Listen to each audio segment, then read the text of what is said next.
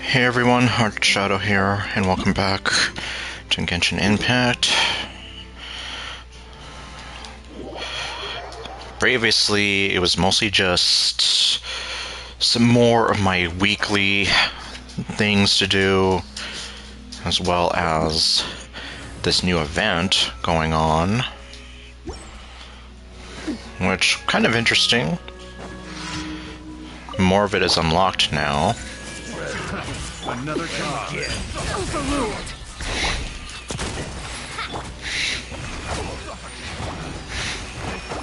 The wrong test subject. Okay, they're dead. That definitely didn't take too long.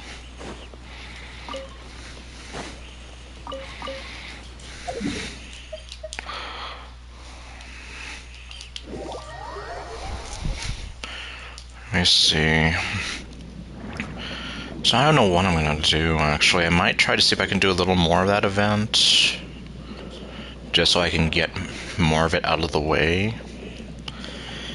Because I do also want to see about some of the story stuff, too.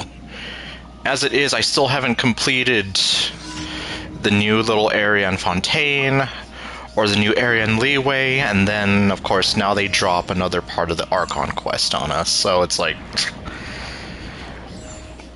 when will I get to complete this stuff?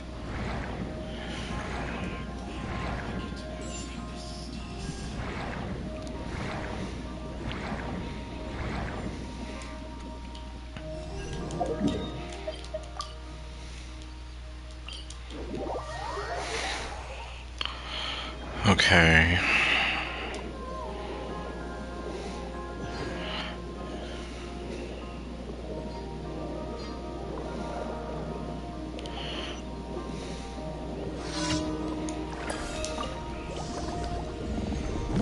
Oh. Never had it like that close up to me before, and how did that miss?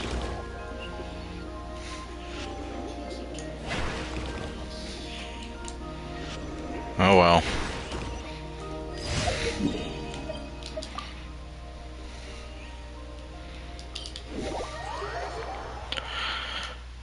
Okay.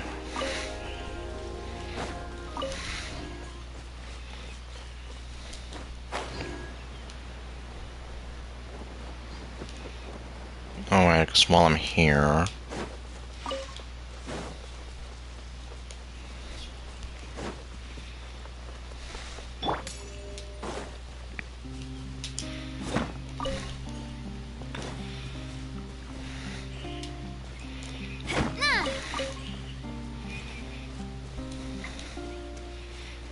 Okay, I guess that's all of them.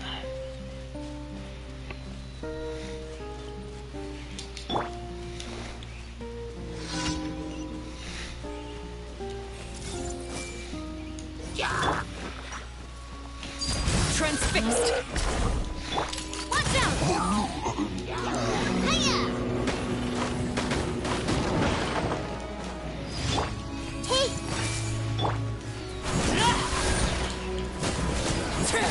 Well, he's on fire.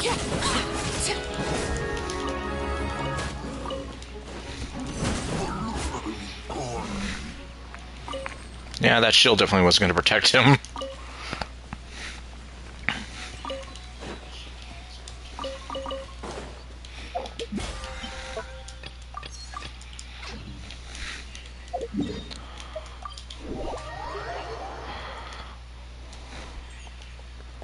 Add Ast. Thank you for Add Ast. Okay, and... yes.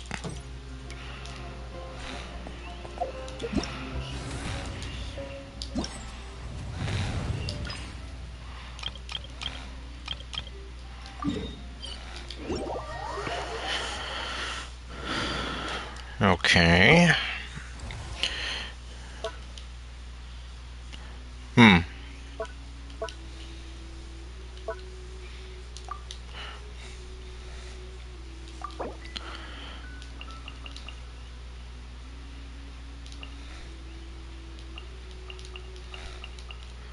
Okay, I guess that's everybody that I can use. But I don't get to have the one who says, "You are not welcome here." Oops. Pfft. Yeah.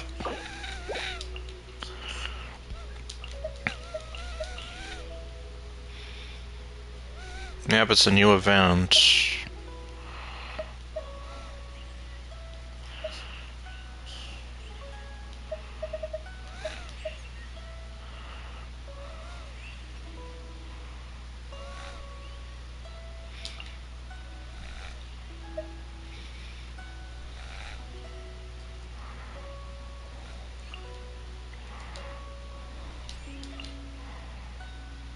Not much of a story involved, though, but... Mostly just send out stuff and make them fight, essentially.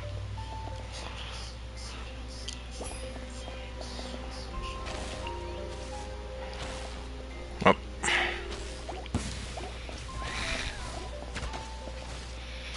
Yeah, well, I guess what can you do?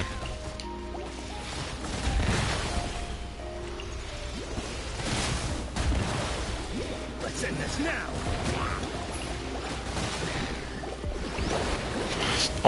What are you guys doing? You let one get away.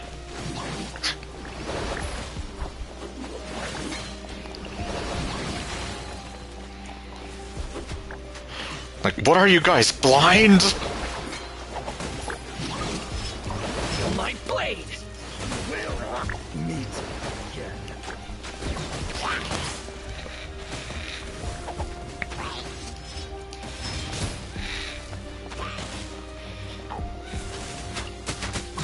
Oops.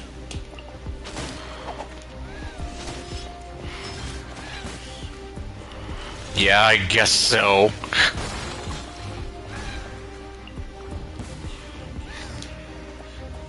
The perfect distance.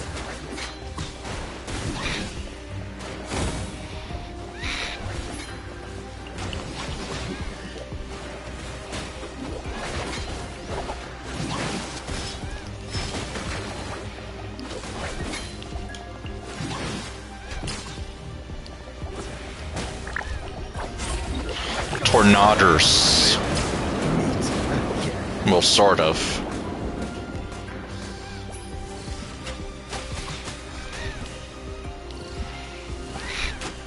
The perfect distance.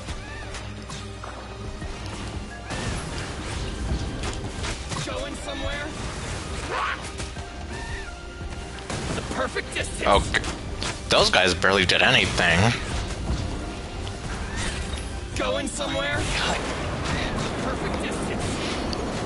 Yeah, I know.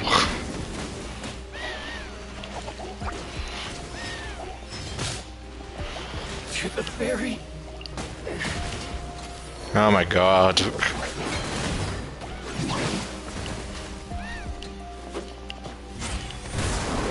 Why won't you die?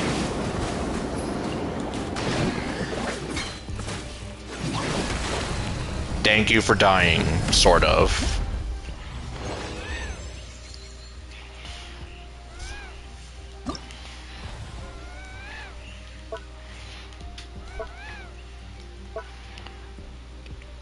Crushing pincer maneuver. Yeah, unfortunately though, I can't play the... Well, I have a PSP. I'd have to actually get a copy of the game that way, since I don't have the PS2.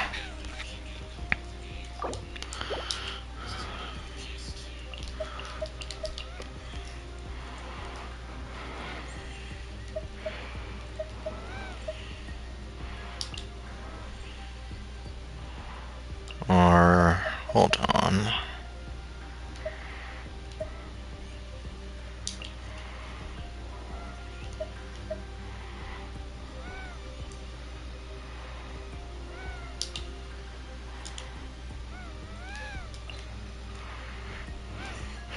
I mean, I still can't get over how convoluted it was to Make it so that he doesn't die from getting stabbed from some weirdo behind a tree.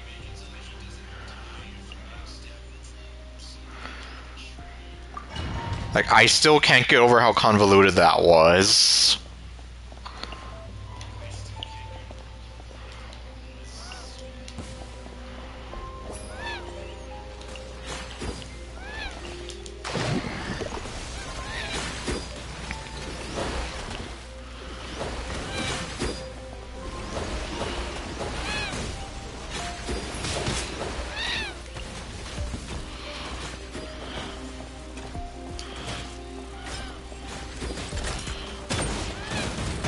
Yeah, that's why when it all finally clicked, I was like, oh my god, really?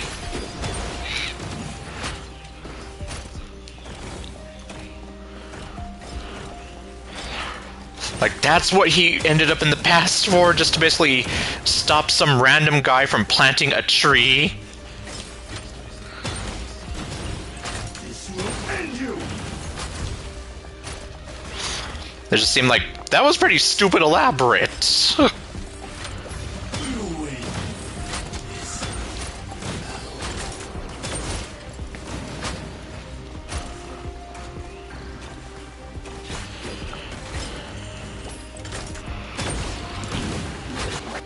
Let's end this now.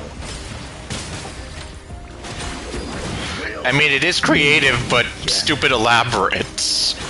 For something that didn't need to be stupid elaborate.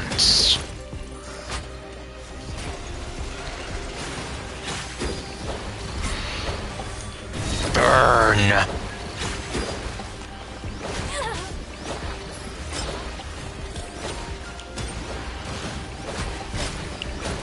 Oh, I didn't even get to make it burn again. Okay.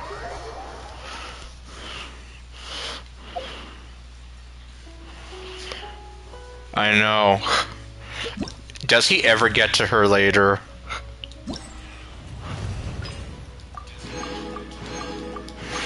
Or is she just forgotten for the rest of eternity?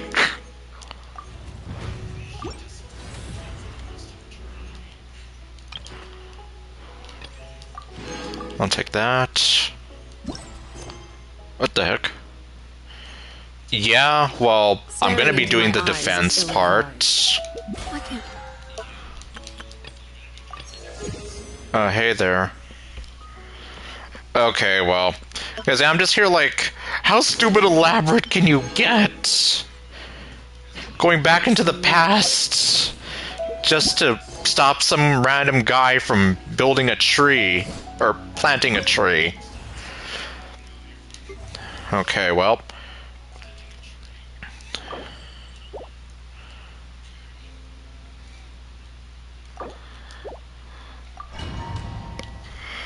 And hey there, Donna.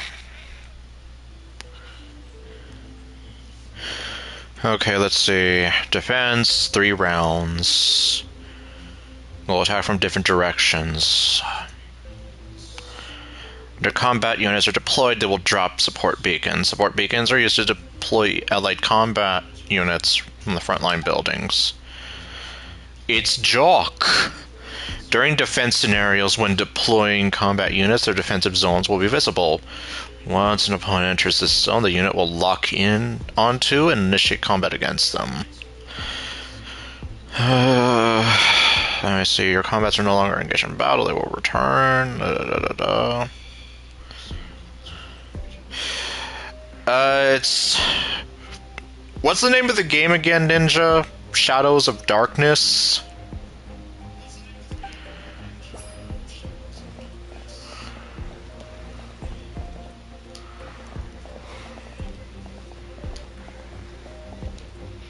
You can tell him. Because I'm here like... You can probably explain it better than I can.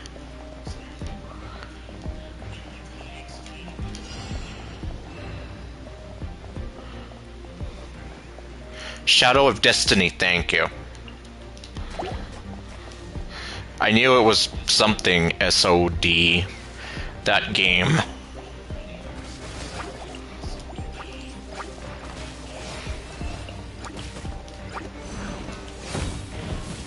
Oops, why did I do that? Oh, well, that actually helps. Not gonna lie. Oh, great.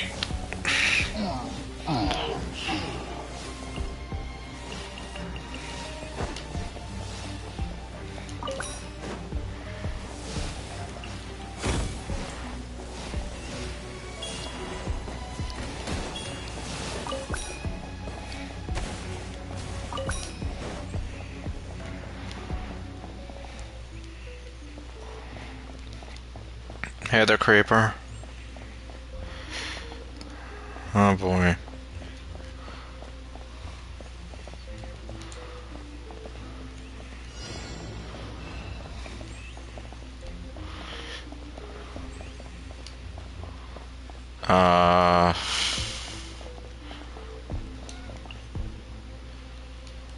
Probably not the best choice.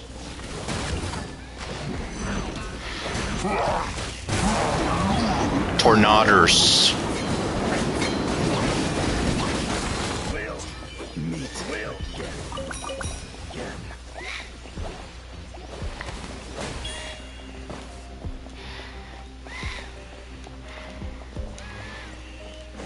Oops. Sorry, I forgot one.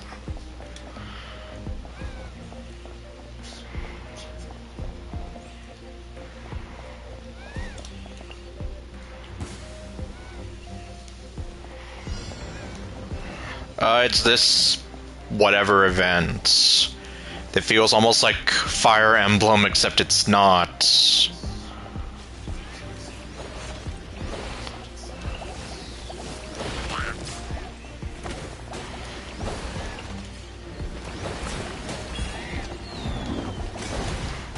Oh, grab that.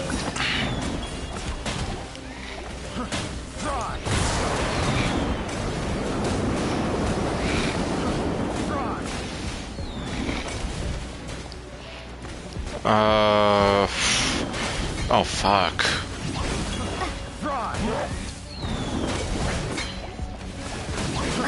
Fry! We'll meet again. Fry!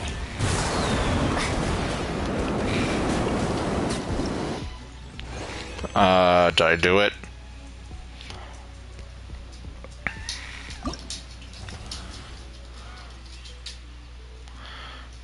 Well,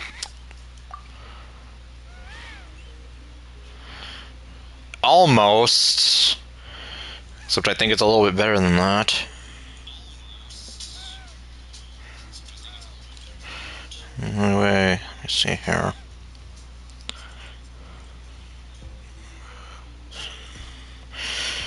Yep, Joey just walked back in here. I'm gonna try this again now that I kind of have a better idea.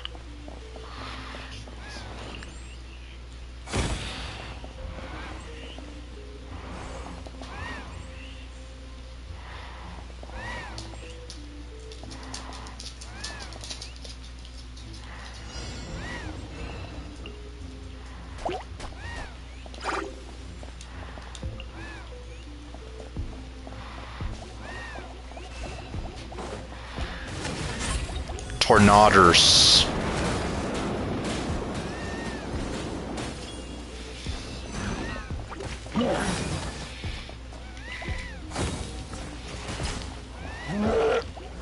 Yeah, I did see that. Hmm.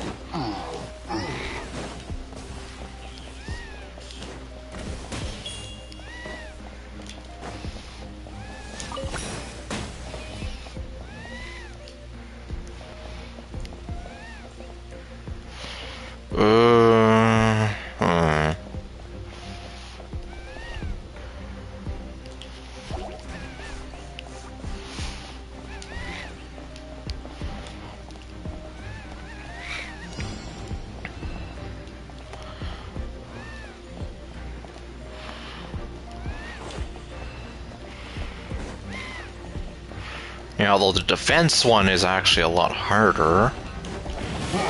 Tornadoes. Hey. Give me that. Let's end this now. Let's end this now. We'll meet again. Oh. Now. We'll meet again.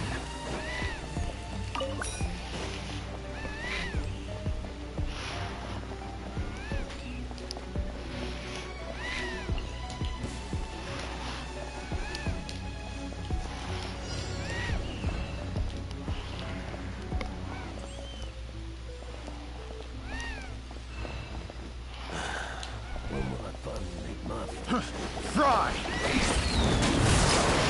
Tornadoes.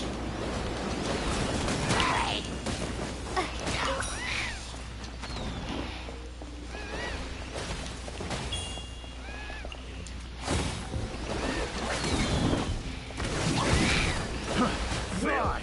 Meet again. Okay. Okay, I did a lot better there.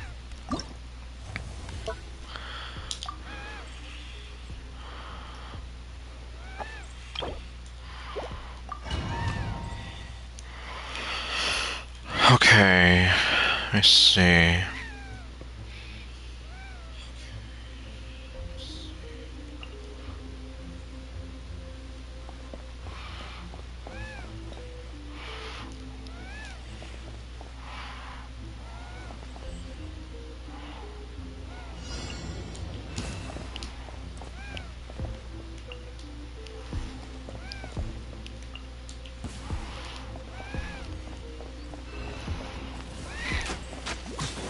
Fall before me!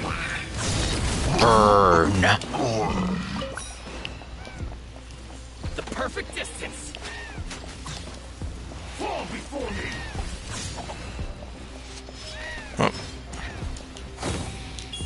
Sure, I guess. Somewhere?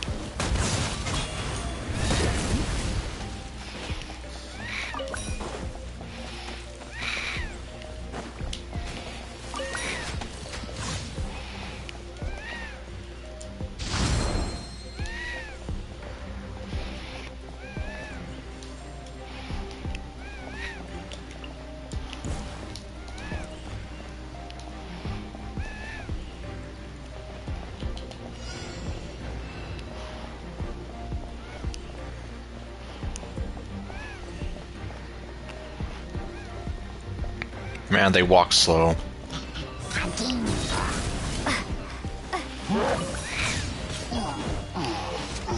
Here, you help them.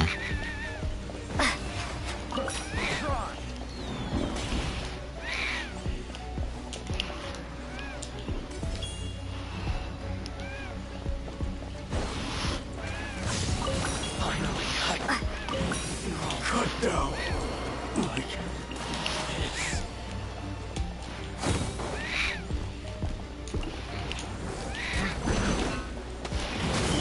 Oh, jeez. I didn't expect it to go off like that. The perfect distance!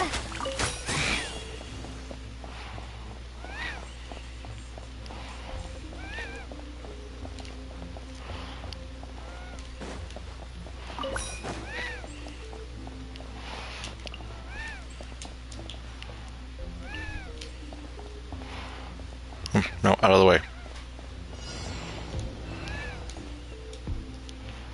Oh, hello.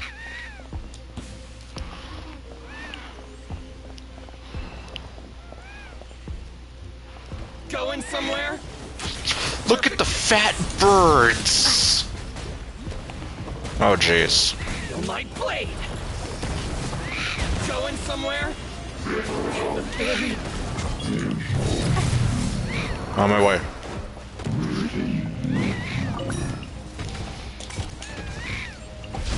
Fall before me! The perfect distance!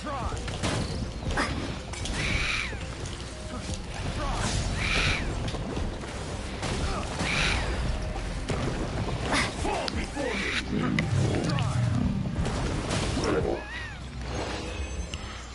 Okay.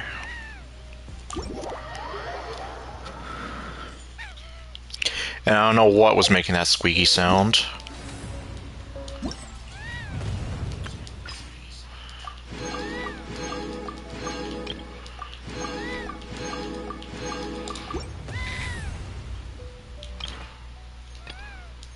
I'll take that.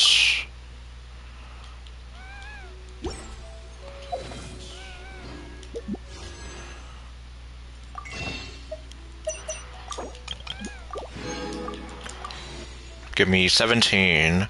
For what, I don't know.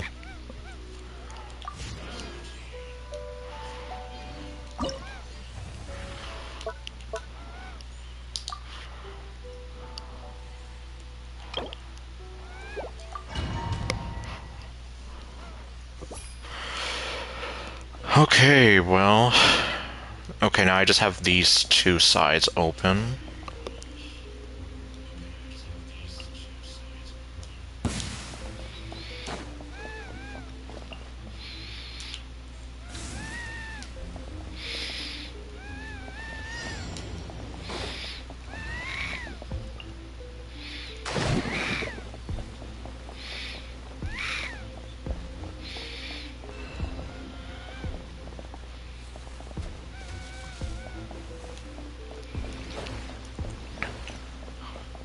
And whatever this guy's doing.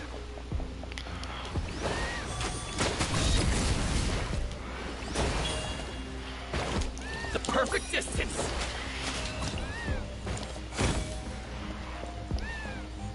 Going somewhere?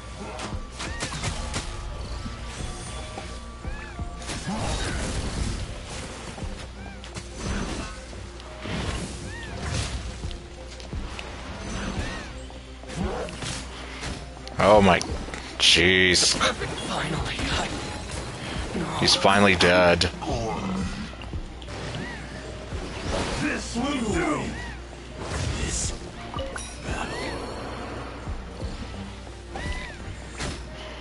Hello? Can you guys do something?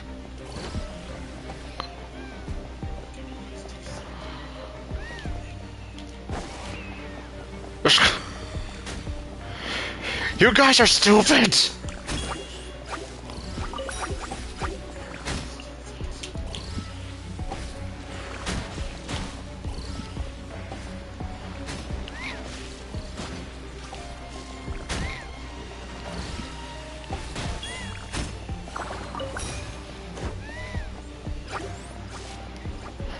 Man, they're just standing here doing nothing.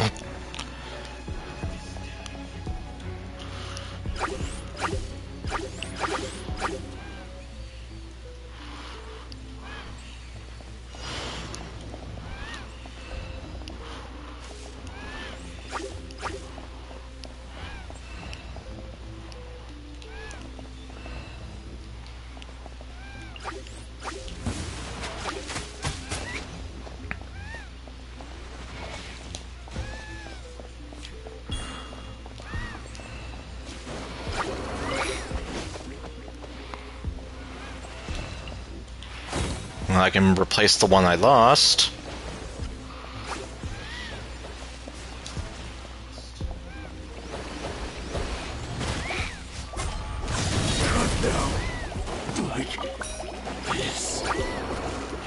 Okay, do something. Anything. Why are you two just standing there, and you too?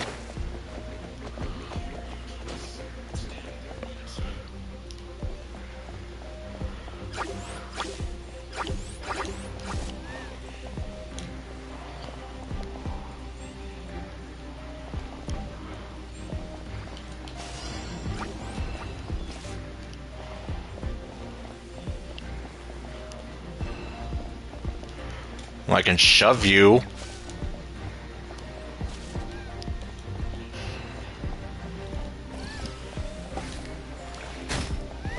Well, pfft, he just died.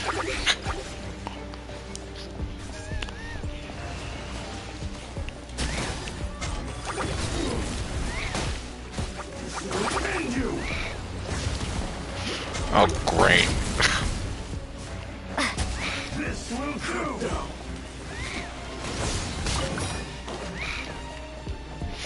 Okay, I guess you're good.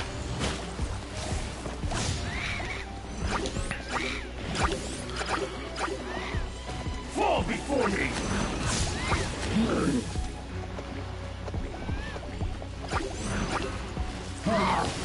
You win this.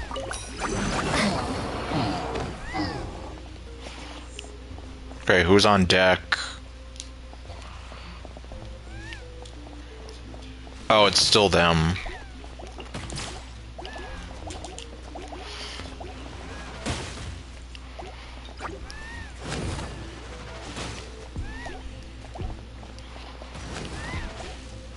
Oh my jeez. You have got to be kidding me. Okay.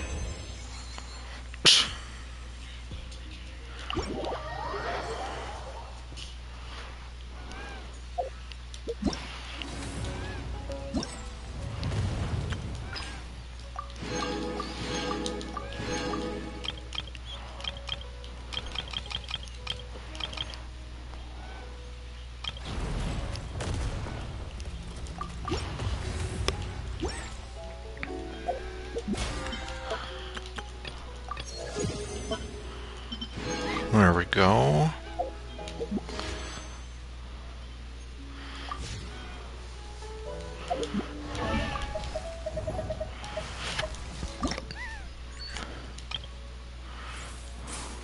Oops. There we go.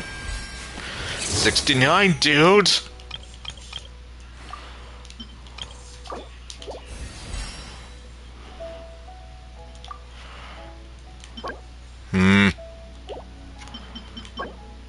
Okay, well...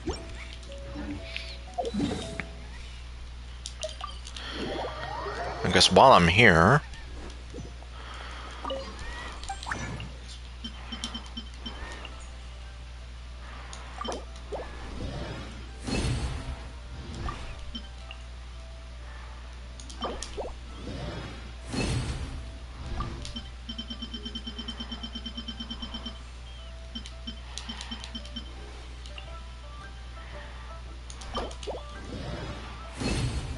Need to make a whole bunch of these. Well, not that many.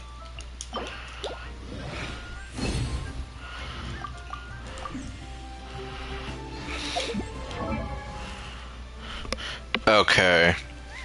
Good to know. I wasn't sure.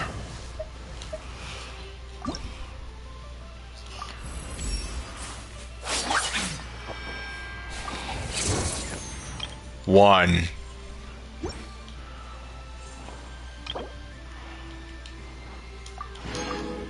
Okay, and oh, yeah, so it looks like I'm gonna have to fight this thing a few more times. Oh, and I actually...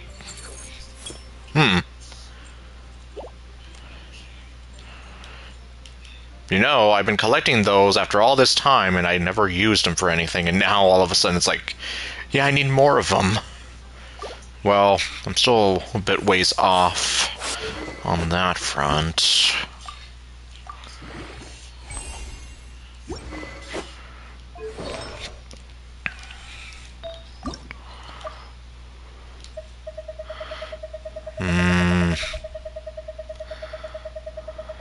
Do I have anything? No, I don't.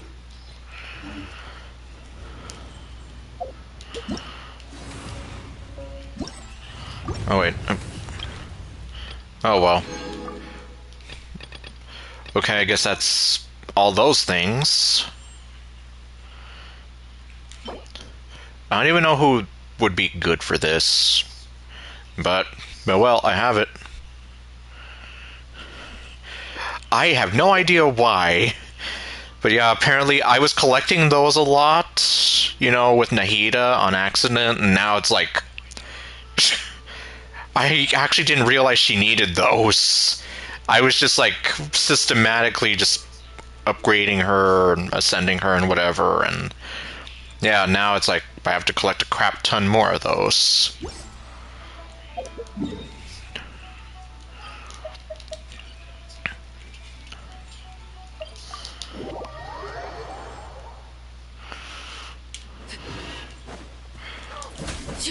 fried chicken. Oh wait, I lost my fried chicken.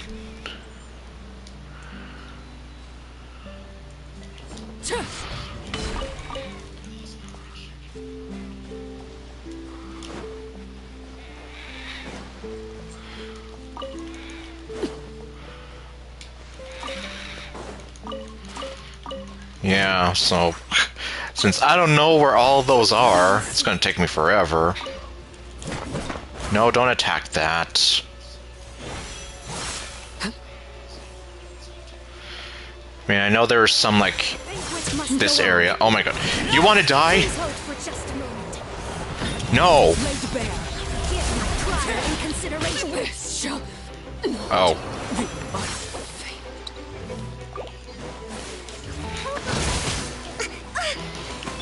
This may hurt a little.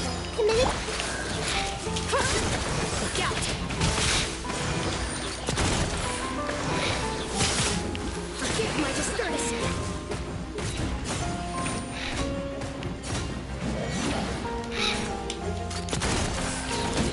Gotcha! Watch out! Ha! Coming at ya! Oh jeez!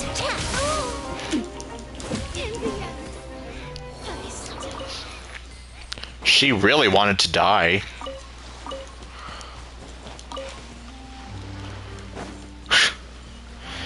It's always like, I didn't want to bother you! Oh, there's the fried chicken. But it's like, no, please, kill me! I want to die! Okay, looks like she also wants to die.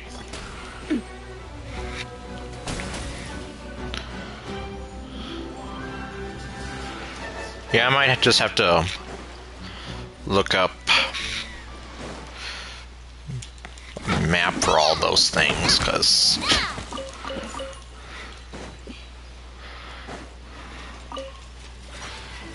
frog.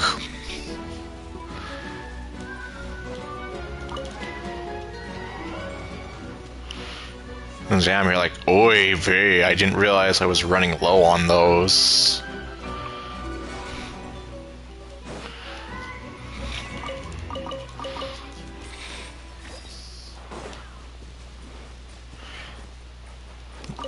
Like, this is the spot that I know I see them the most.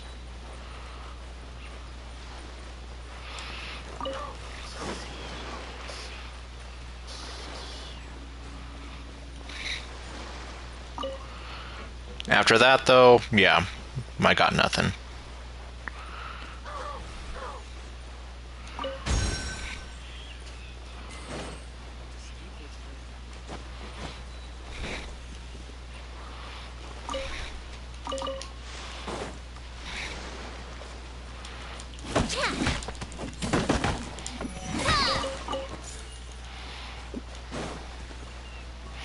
Let's see, how many does she need again? Blizzard.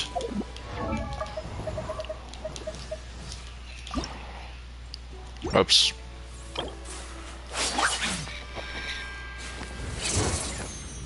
Yeah, she needs 60 of those.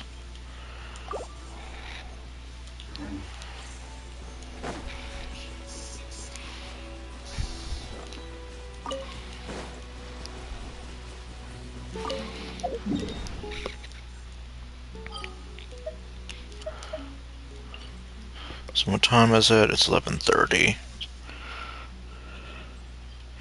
I haven't. That's why I'm just trying to get rid of some of this stuff.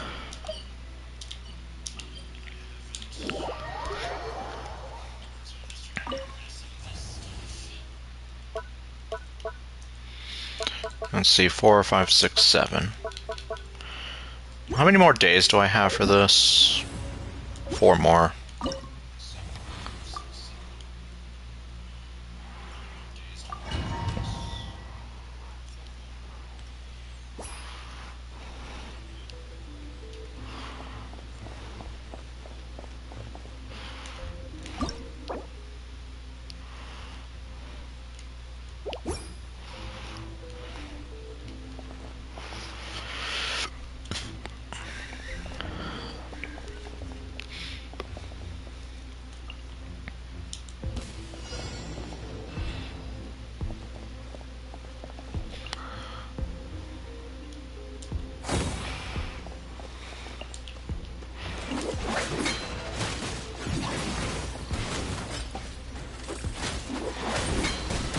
We'll meet again.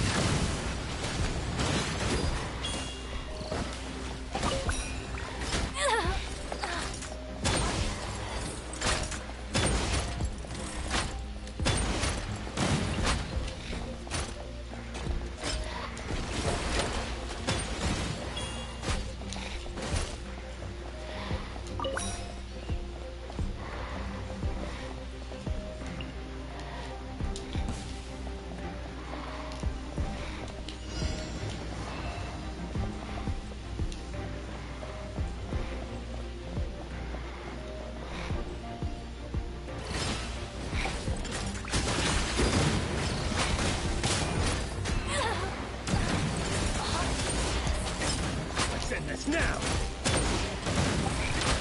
We'll meet again. Let's end this now. We'll meet again. Okay, got that.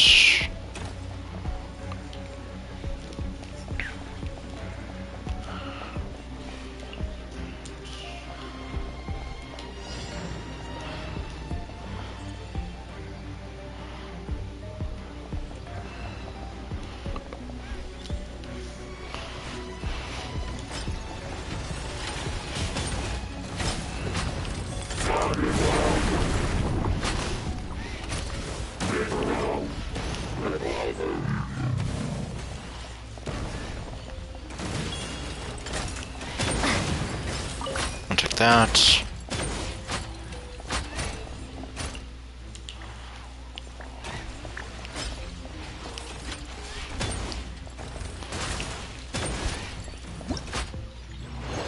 That one wasn't so bad.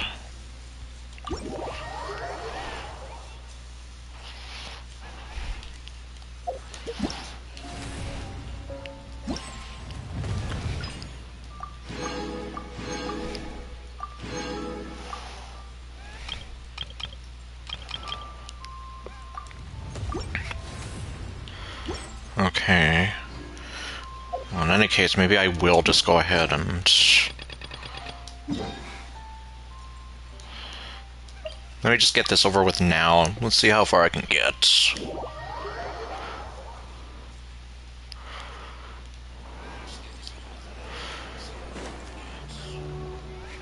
Hello, robot. Perfect. It's you two. I have a commission here that has your names written all over it. In fact, I'd even go so far as to say you're the only ones for the job. You're not just saying that because I'm the protagonist, right? The only ones for the job? Huh. If our help is really that important, it's probably some Archon class commission, right? I've never heard of that classification before. But sure, we're happy to take this on. Which Archon do you need us to deal with today? The Adventurers Guild doesn't employ that kind of classification system. In fact, this commission is also probably not nearly as intimidating as what you're expecting. I will have to get off early today since I got work tomorrow and Friday. But after that, well, Friday night, I'll be free. All it asks us to do is to find a missing person. I'm sure my eyes can find this person. Yep, it's Pimin. Huh? Then why did you say we were the only ones for the job? Because we're the only ones who matter. Yep, it's just a normal Friday for Lumine and her eyes. I came across this commission while reviewing our backlog not too long ago. It seems simple, but our records indicate that over a dozen successive efforts to complete it have all ended in failure, despite attempts by several accomplished and renowned adventurers. With the reputation of the Adventurers Guild and the performance of the Sumero branch at stake, it's in our best interest to assign this commission to the adventurer with the highest completion rate over the past few years. And that's me, right? Well, that's us for sure. Flattery will get you everywhere with Paimon. Nope, don't encourage her! But I can't guarantee we'll be able to complete it either. All I'm asking is for you to give it your best shot. If it proves to be beyond your capabilities as well, I'll talk to the commissioner about canceling the commission. But then you'll get cancelled. Okay, so who are we looking for? And what is it about this commission that's made it so hard to complete? I'm sure my eyes can handle it.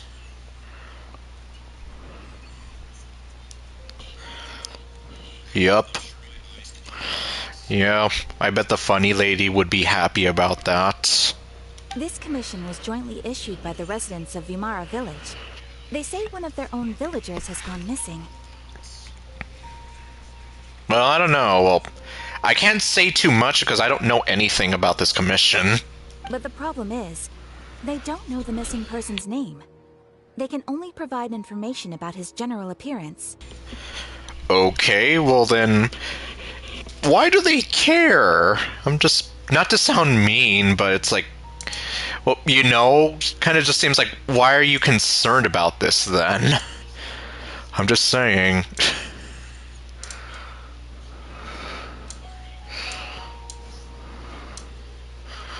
It just doesn't make any sense to me.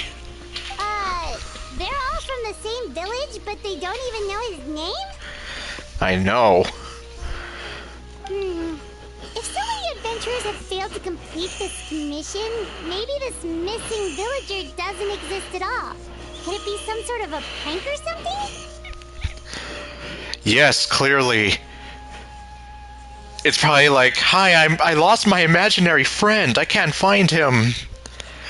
But then, yeah, it's also going to be hard because there's only like 10 different types of NPCs in this entire game. Catherine being one of them. Unlikely. Several villagers came by to issue the commission, and judging by their appearance and tone of voice, they seemed incredibly sincere. It certainly didn't seem like a joke to them. Besides, putting up a commission requires a processing fee. There aren't many upsides to a prank that costs Mora to carry out. Yeah, that's true. That'd be like me spending $100 on the SH Vigor's Paimon, just for the purpose of me putting it in a box and sending it floating down the river. Kind of counterproductive, don't you think? I could be using that $100 for something else better. True, that would be a little strange. In any case, it would probably be best to go to Vimara Village and ask around first.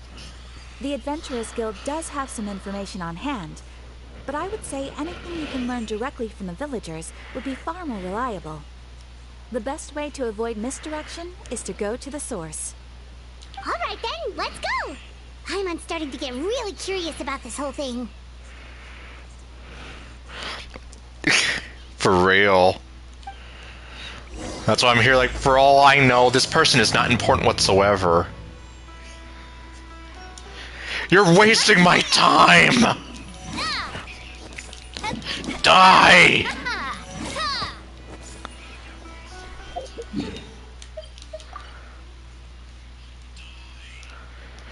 Okay, let me actually go heal up Arlecchino.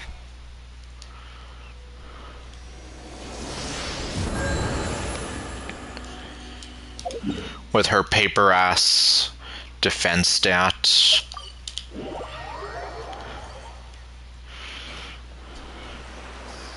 We made it to Vimara Village!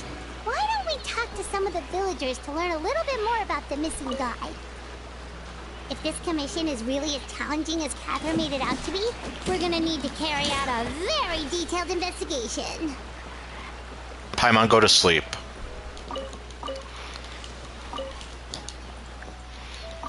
Hi, I'm stealing your food. Okay, bye. Hello, weirdo. Hello there. You looking to buy something? I do business in this area.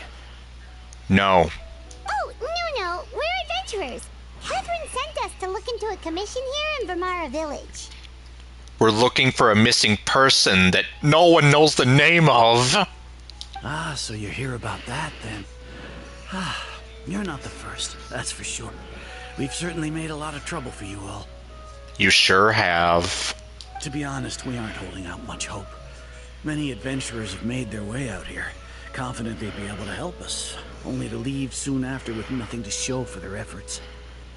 Well, maybe if you actually knew what this person looked like, or their name, or something helpful other than, yeah, we're looking for somebody.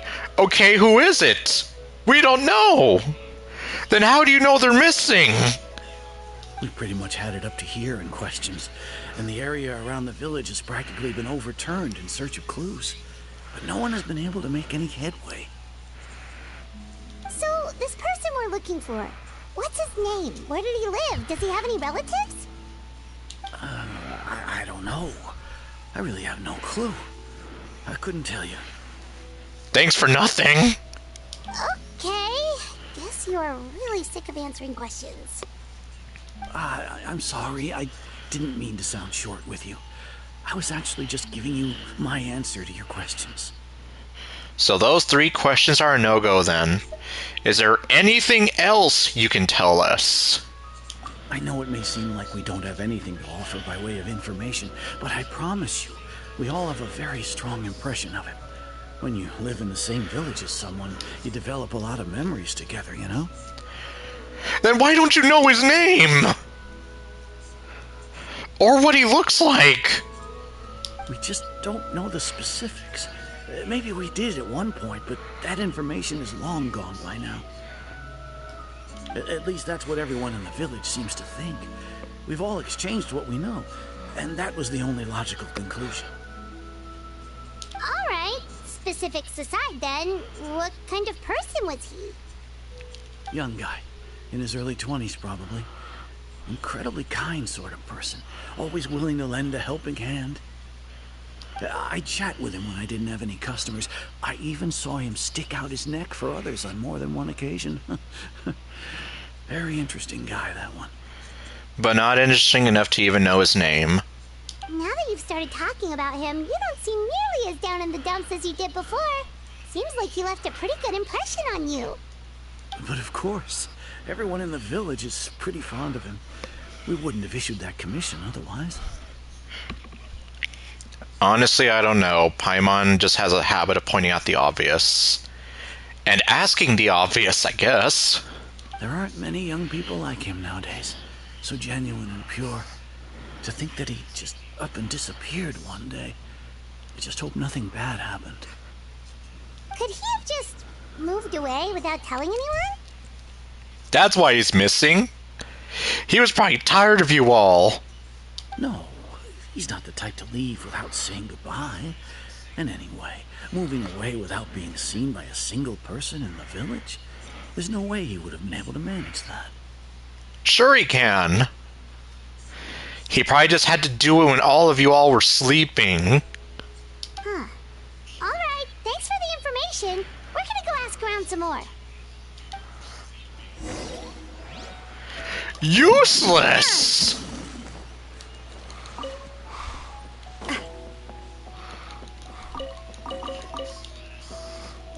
Oh wait, where am I going? Oh, I'm going over there. Oh, it's gonna warp me up there. It's that guests I hear. No, it's my eyes you hear. Hi, Grandpa Amadea. We're here to help you look for the guy that's gone missing. The guy that apparently no one knows the name of. So that's what brings you to these parts. Coming all this way for our sake. That's so very kind of you. With your help, I trust that young man's case is in good hands. Then do you know what his name is? Could you tell us a bit about him? Of course. I'm happy to help any way I can.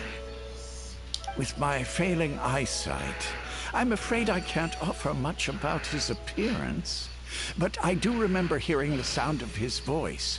Not recently, of course. That loss has left me feeling quite empty. I don't think his parents are still living in the village. But somehow he never seemed lonely. In fact, he was usually the one offering companionship to others. He would often take time to visit the elderly, or play with the orphans in the village. That monster sickens me. And whenever someone had something on their mind, he was there to listen with open ears. He always knew just what to say. Just hearing about this guy makes me feel sick to my stomach. As the village chief, I owe him many thanks.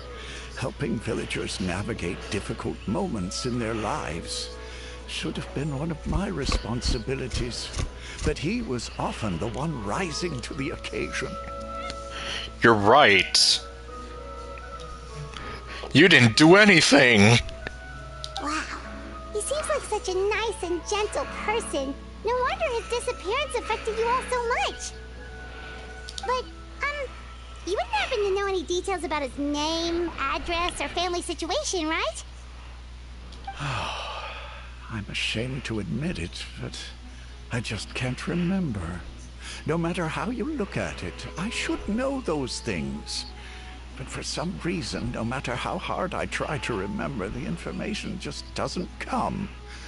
Perhaps my age really has caught up with me this time.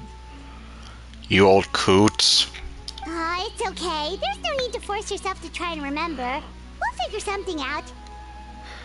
I'm sure my eyes will find him.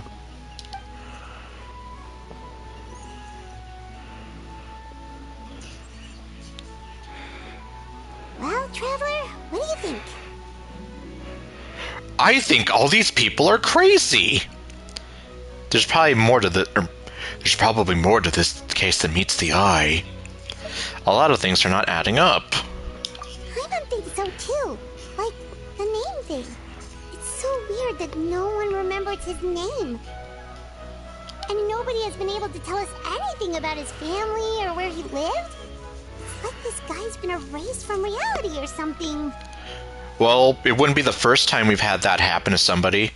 It's more like, or I would say it's more like he's someone who only exists in people's memories. Wait, so you're saying it's not that he's been erased, necessarily, but more like he never existed to begin with? Yes, he's like everyone's favorite imaginary friend.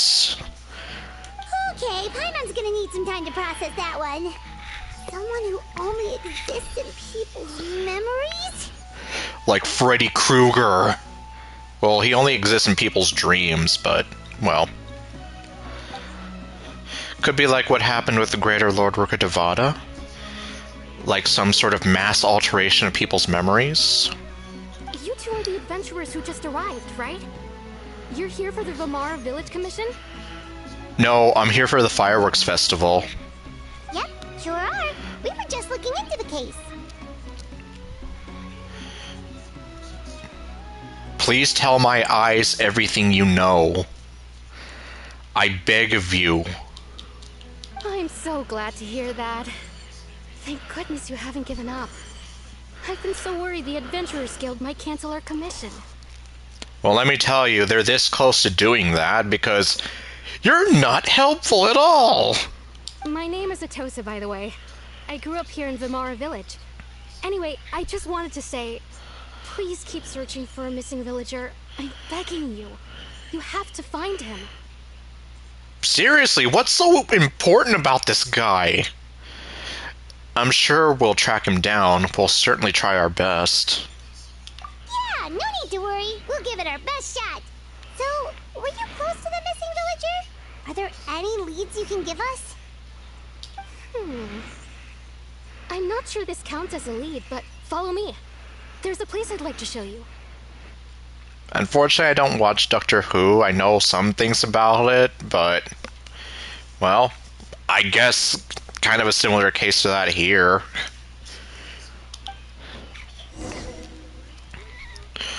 Okay, so we're gonna go follow the cute girl to this place.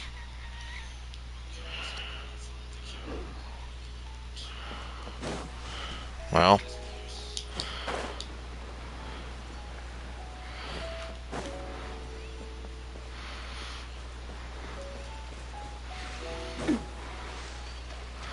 okay, well, you might want to leave because I started on one of the story quests here.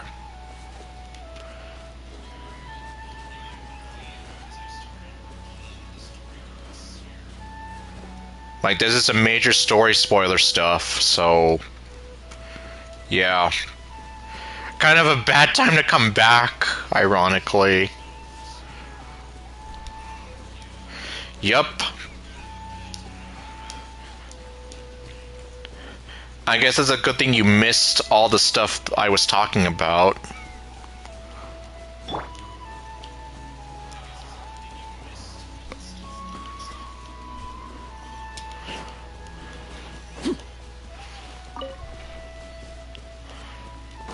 Okay. What is this? Is this the place? Under this tree? Is this where you had your first kiss? Yep. I know it doesn't look like much, but this place is very meaningful to me. It's so full of memories. It's where you had your first kiss, isn't it? We used to always sit together under this tree and talk.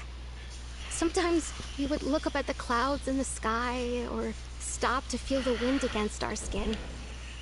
We could sit there for hours at a time, never realizing how long it had been. Okay, I get it. You were head over heels in love with this guy. I was actually adopted by the people of Vamar Village.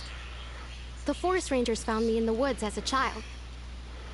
I was surrounded by such good people, and growing up in the village was so lively. Still, there were times when I couldn't help but feel incredibly alone. Alone? How should I put it? When something's bothering you, or when you have good news to share, you always want to talk about it with somebody. But for the longest time, I didn't know who I could talk to, or if I should say anything at all. I know that feeling. Everyone has their own problems to deal with. Even if I might want to confide in others, I don't want to become a burden. I think I get what you mean. That's what family is for. Okay, I guess we're gonna go with the Vin Diesel answer. Really? You know exactly how I feel? I used to have someone like that. A family member that I could talk to no matter what. Except you don't talk, Lumine. At least you don't talk 80% of the time. But now I have a lot of friends who understand me, even though I don't talk, and would be happy to hear me out if Mihoyo would ever let me talk. Aww. Paimon, go to sleep. Wow, that sounds really nice. You're quite lucky. When it comes to our missing villager, well... I guess you could say that to me. He felt like both a family member I could rely on and a friend who could really understand me. And this is where you two had your first kiss. No matter what came my way, I knew I could always talk to him. He was so thoughtful and pure, and patient too. Whenever I talked to him, he would always seem so interested, as if the things I was describing were just as important to him as they were to me. Why didn't you just marry him then? Ever since he disappeared, there's been so much I wanted to tell him. Like how much you want to marry him? No, none of those things matters now. I just really want to see him again. When will I see you again? When will we share precious moments? Are we in love or just friends? Is this my beginning or is this the end? Okay, no. Wow. You two must have been really close. Yeah, like you were this close to becoming married. Did he ever tell you anything about himself? He mostly just talked about interesting things he saw around the village. He'd share a lot of his own wild ideas as well. Like how to blink and talk at the same time? Oh, right! I did ask him about his parents once, but all he said was, they're not here anymore. They went to Vegas. I didn't know whether that meant they had left the village or passed away, and I didn't want to pry. Still not much to go off of. Look at me. Talking your ear off and still nothing to show for it. I'm sorry I wasn't more help. Don't say that. You helped us understand him better. But no, seriously, why don't you go out with him then? The last time I talked this much in one go was when we were still together. Ah, she said it! When they were together! That means they were dating! Okay, no. Look at me shipping her with some guy who may or may not exist. Oh, come to think of it, every time we talked, it always seemed to be around dusk, just like right now. Time always passed by really slowly. Even when it felt like we'd been talking for hours, the sun would still be at the same position in the sky. Well, time always seems to pass slower when you're relaxed, right? What's wrong, Traveler? It was always the same time of day, and time never seemed to pass. Based on what we've learned, this is definitely not a regular missing persons case.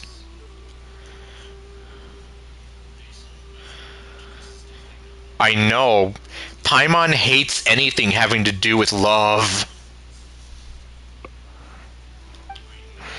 What Atosa just told us about time could be the key to unraveling this whole mystery. Time! Of course! That's what the false Turaga wanted!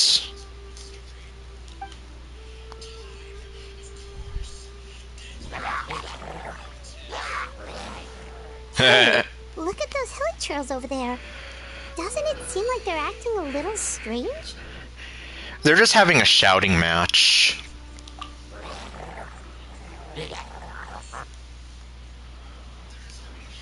The Abyss Order. Could they be the ones behind all of this? We must kill him.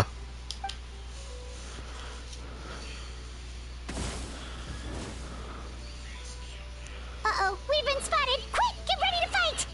I will not let you hurt the cute girl in love with her imaginary friend.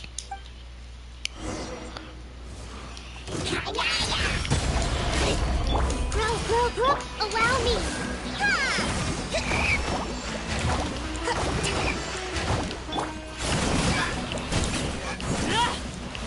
Oh great, there's more of them.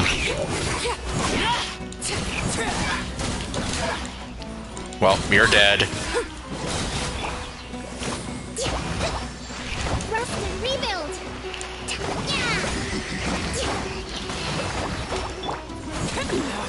Go on!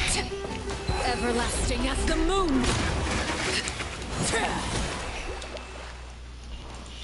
Thank you so much. I wasn't expecting monsters to show up. If you hadn't been here, I'm not sure what I would have done. Yeah, I guess I pretty much was unleashing my inner Anakin Skywalker. It was no trouble. Now the question we should be asking is, when is your wedding? I mean, what is the Abyss Order doing around here? Now that I think about it, the hilly trolls around Vermara village have been a lot more active lately. They seem agitated and would often attack anything in sight. Chief Amadea doesn't allow the children to play in the area around the village anymore. That sounds like regular hilly troll stuff to me, though. They're always agitated. I just barely pass by and they'll automatically start going after me. I don't even have to do anything to them. Maybe the Abyss Order really is involved. Well, we should head back and check out the situation in Vermara village just in case. If the Abyss Order is plotting something, that could spell trouble for the villagers.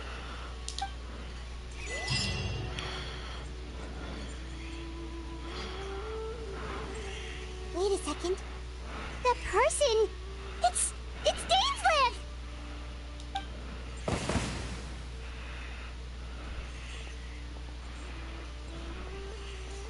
Ah, it's you two. Yes. What have you been up to? Oh, a friend of yours? No.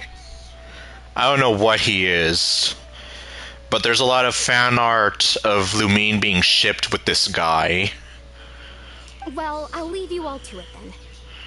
I should head back to the village and check up on Chief Amadea and the others anyway. Well, see you later. Bye, cute girl. Yep, see you later, Atosa!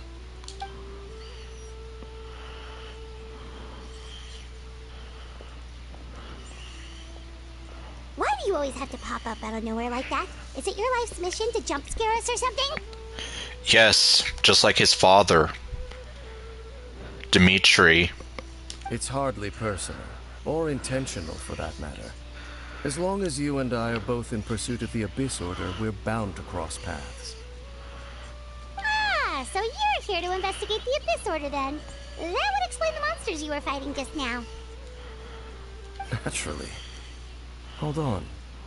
Are you not here for the same purpose? We're also on their tail, but I'll admit we ran into them on accident. No matter. It may have taken you a while to catch on, but I'm sure you've also realized by now that there's something strange about this place. Yes. That everyone's obsessed with looking for some guy who doesn't seem to exist. The Abyss Order is most certainly planning something in this area. Or worse, their plan could already be in motion. So you think the Abyss Order is behind the Hilly Trail activity in the area? As things stand, I highly doubt that is their primary motive. I would imagine the increased Hilly Trail activity is merely a byproduct of whatever it is they're really trying to accomplish. So it's just a happy little side effect. Still, the Hilly Trail activity is causing a lot of problems for the people here. We should stick around for a while and protect the village, don't you think? No. The best way to protect them is by figuring out what the Abyss Order is truly planning. That is how we prevent further tragedy. Well, let's see what more we can learn from the villagers. After that, you also owe us many answers. And you shall have them. I never intended to hide anything from you. And how come we don't know anything about you? Other than my headcanon of who your parents are. Don't worry. There should be ample time to talk.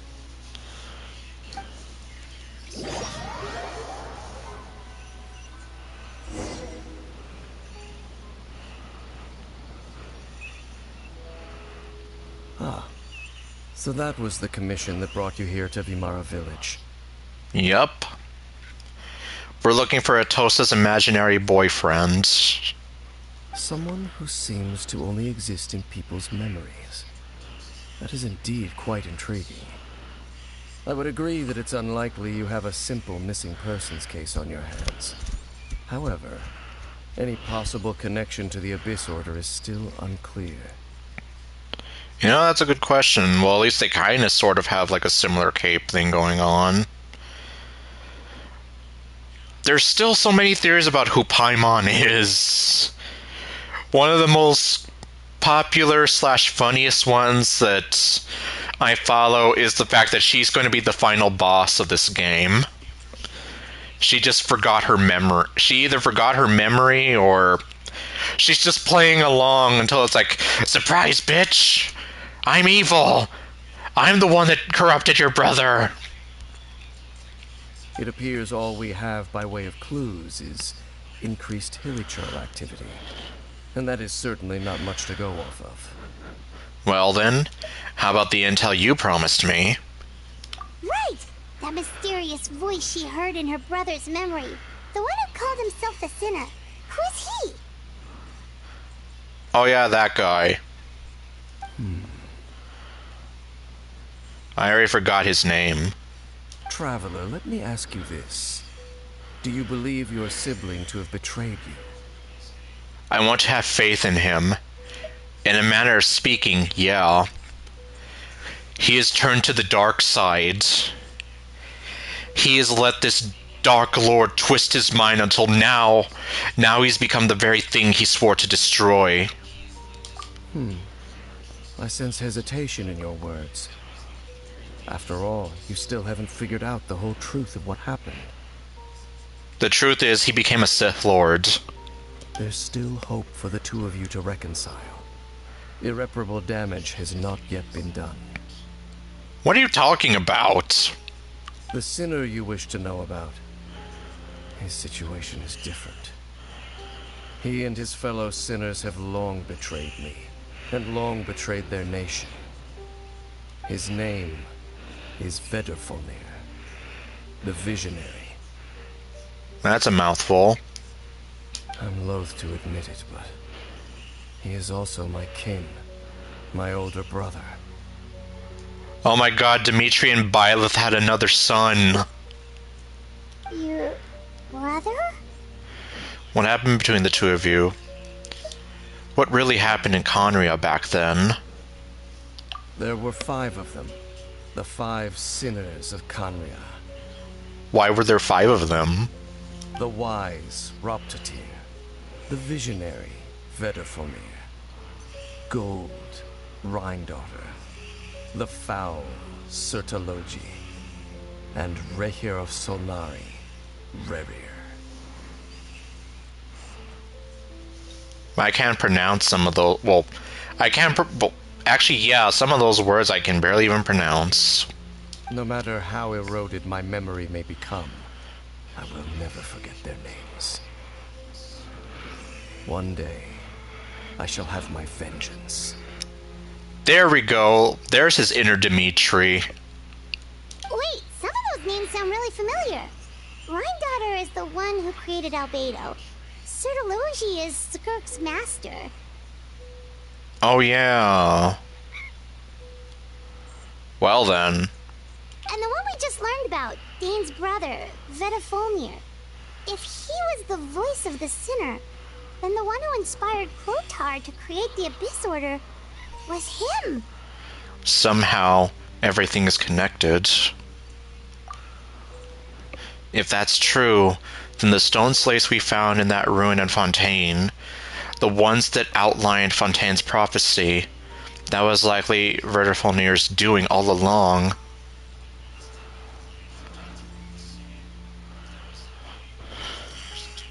Oh wow. The little emergency food at the end of the game. When we finally eat Paimon and we never have to hear her voice ever again. They were once people of great esteem in Conria. Those who carried the hopes of the nation. They were the best of their peers, outstanding in their respective fields. 6 of us, together. We should have been the ones to prevent the disaster. The ones to stop the Vinster King from continuing to rock the foundation of the world. Who? Yet, deep within, the 5 of them craved something more. They could not resist the call of the Abyss, and divided among themselves a power that could destroy the world. So they became sinners, but also transcendent beings, each in possession of world-shattering power. And when the cataclysm occurred, not one of them stood up in defense of their nation. Not one came forward to prevent the tragedy, and for that, they shall never have my forgiveness. He's really sounding like Dimitri. And then, my sibling came into contact with your brother. Aye. Indeed. If they are not stopped, the day is sure to come when they will also betray the entire world. It must be hard to talk about all of this, but thank you for telling me. Of course. As I said, I never intended to hide anything from you. Then how come we don't know more about you? So, Dane, what have you been looking into all this time? Bungee jumping. I've continued to investigate the questions surrounding the Loom of Fate. It's been quite some time since the initial operation was launched. By retrieving the eye of the first field tiller, We were able to stop part of their plan from coming to fruition. Oh, Paimon remembers! Weren't they going to use it to corrupt Osial and make a god or something? They were going to make a mechanical cyborg god. Indeed. However, it's obvious that was just some sort of technical experiment. The eye was integral to their plan, yet somehow, despite failing to obtain it, they've skipped the experimental phase and found some other way to keep moving forward. How wonderful. There are many signs pointing to that effect. Then what should we do? It's not too late, is it? No, it is too late.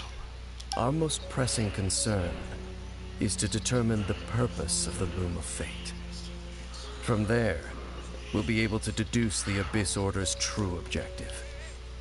Based on the intel I've gathered so far, I suspect the Loom of Fate is related to the ley lines in some way. Really? The ley lines? Yeah, why? Traveler, you were able to observe your siblings' memories last time, yes? I believe that was due to the fact that the ley lines in that area were unstable. My recent investigation has shown that Abyss Order activity in a particular area is usually followed by a series of issues with the ley lines. And one of the things that flows through the ley lines are memories. Wait, then our commission here in Vamara Village.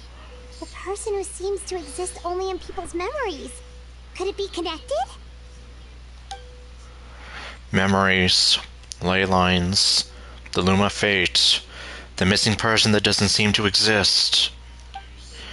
What's the connection between all of this? It's certainly possible. I'll join your investigation tomorrow. This missing persons case could very well turn out to be the key to unraveling these mysteries. Well, if we're teaming up with Dane again, we're gonna need all the energy we can get. Let's try investigating somewhere a little further away tomorrow. Why?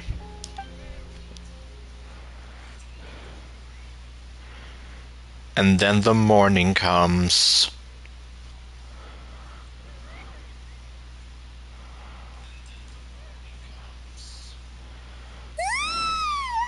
Oh, so tired.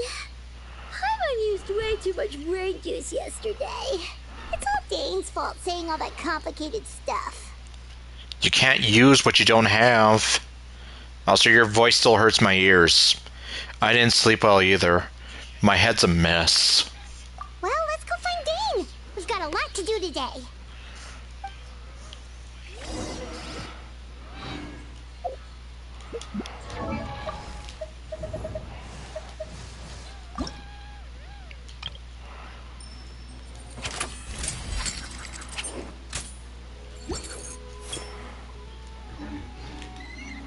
Okay, so where are we going?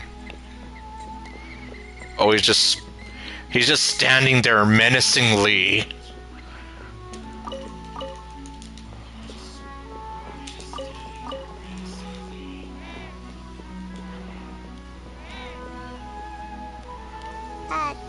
Dane? Hello, Dane? Why are you just zoning out over here? He's just busy thinking about revenge. Did something happen? What's wrong, Dane? The missing person from your commission. Could you describe them to me? No, because no one knows what he looks like. I don't even know what he looks like. I just know that the cute girl wants to marry him. Oh, young guy? Early 20s? Seriously, Dane, what's going on? There appear to be certain memories in my mind that weren't there before. Oh, great. Memories of him. Oh, great. Are you falling in love with him, too? Maybe we just talked too much about him yesterday and you had a weird dream or something? But you didn't talk... Oh, well, actually, no, yes. You did talk about him. Never mind. No, it wasn't a dream. They're memories. Memories that suddenly appeared in my mind after I woke up.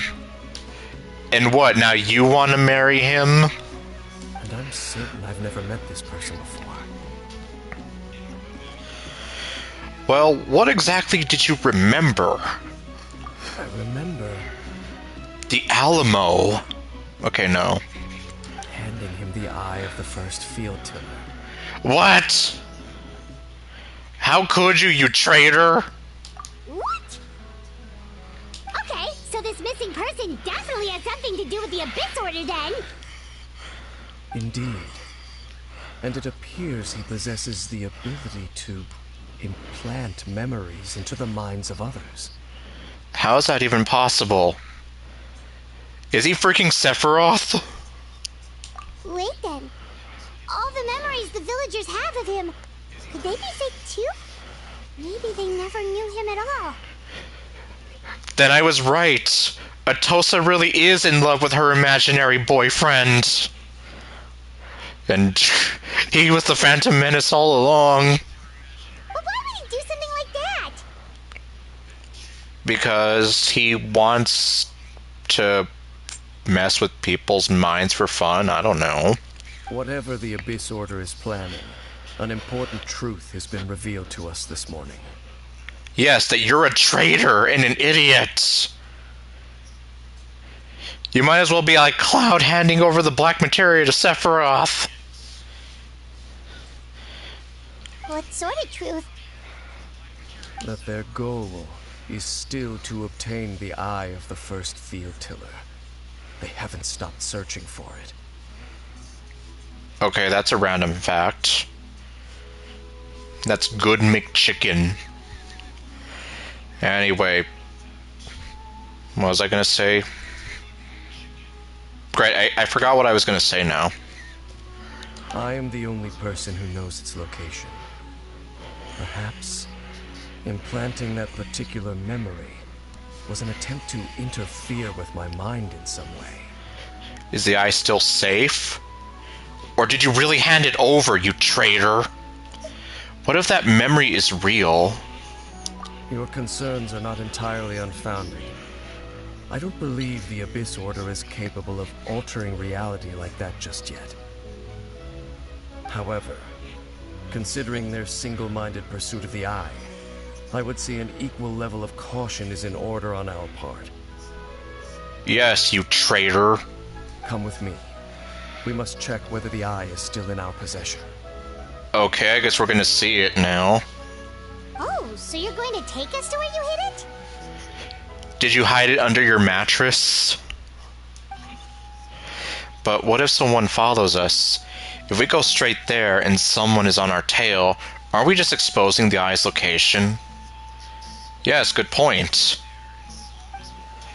Maybe that's the reason the Abyss Order implanted the memory in the first place. To force Din to confirm the eye's location. And when they find it, then they'll just swamp us and go for it.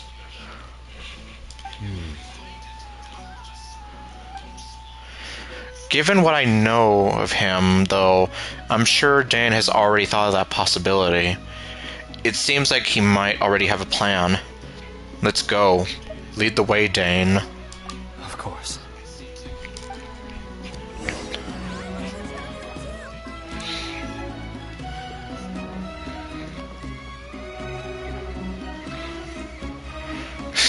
We're gonna ambush their ambush. You were useless!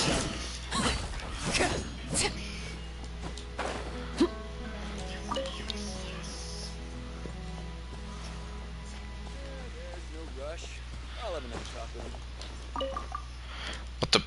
No, I didn't want to talk to you. I just want to steal your stuff.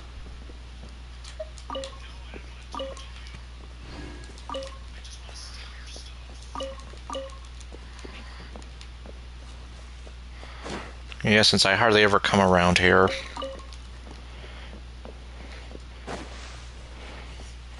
It's like, yes, that's mine. That's mine.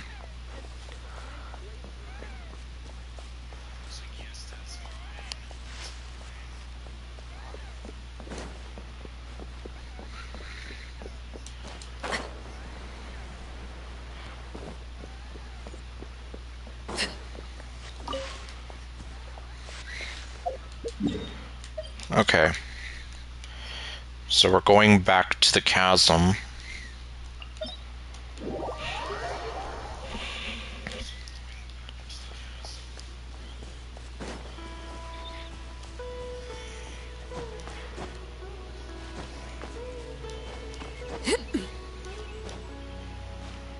Okay.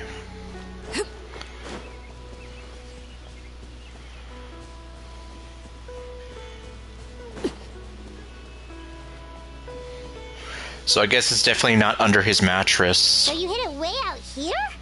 Not an easy place to discover, that's for sure. Well, let's go check to see if it's safe. Traveler, wait. Oh great, now what? Oh great, he's starting to turn into cloud. We've no time to lose. Let's head inside. Well.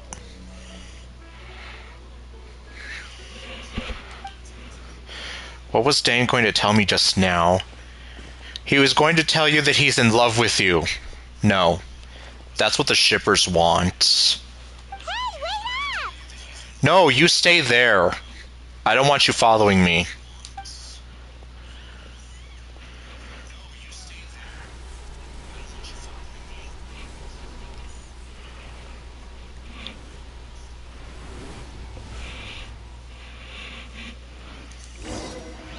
Now what?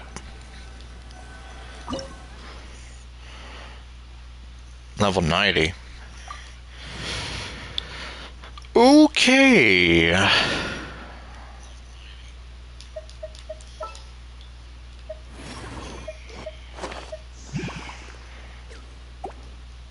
I guess not. Aye, aye. What shall we do?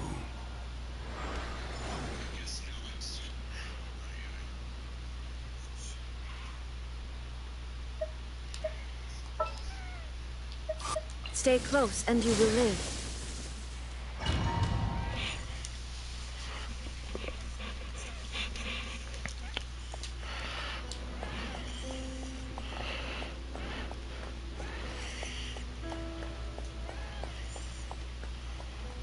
Okay, now what?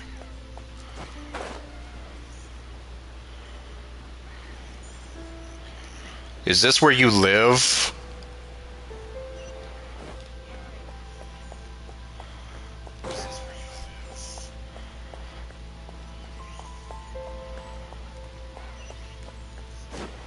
I'll take that. And I'll take that.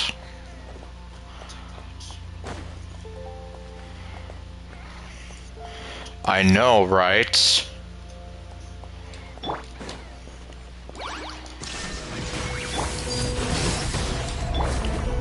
Solidify! Hold the line!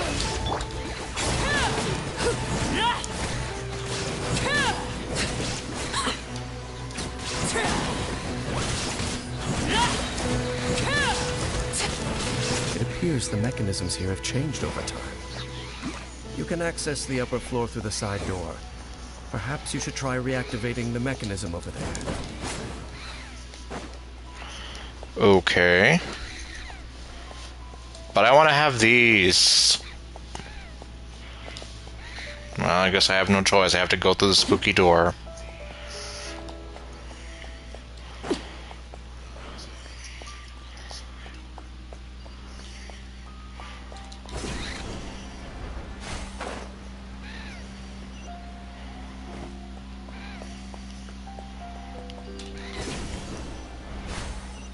Is there anything down there? No. Nothing but disappointment. That's the only thing down there.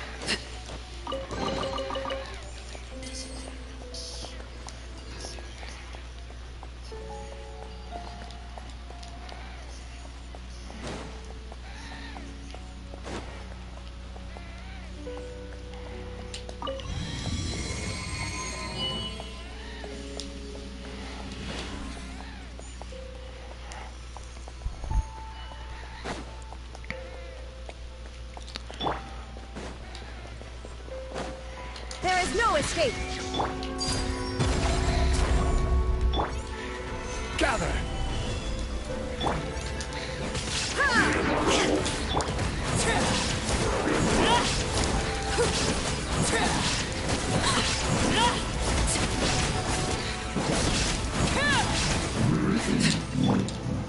Stabilize! Oh, well, he's dead.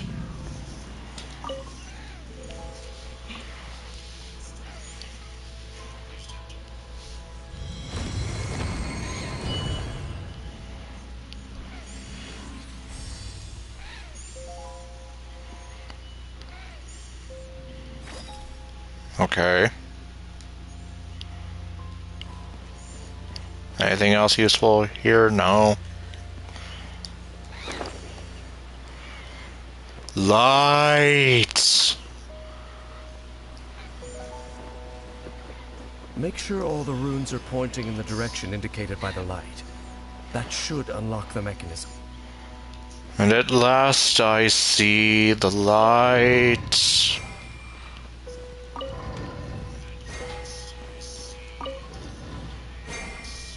There we go. Ah, the door's open. Let's go. Our destination is just up ahead.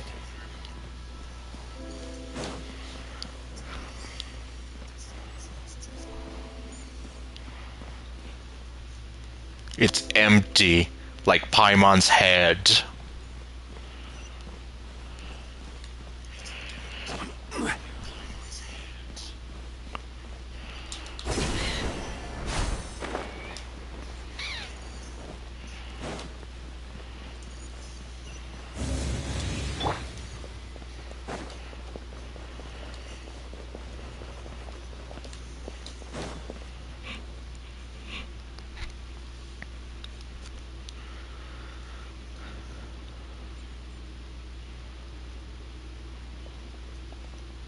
Looks like we can't go any further.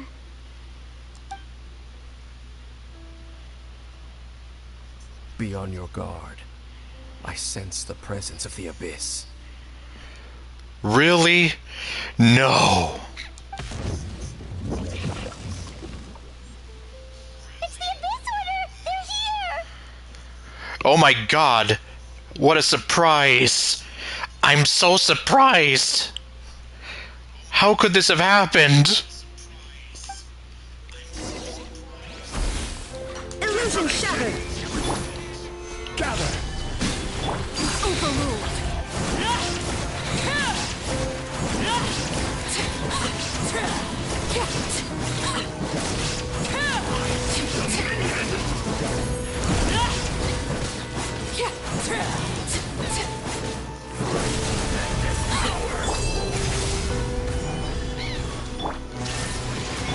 Rest and rebuild!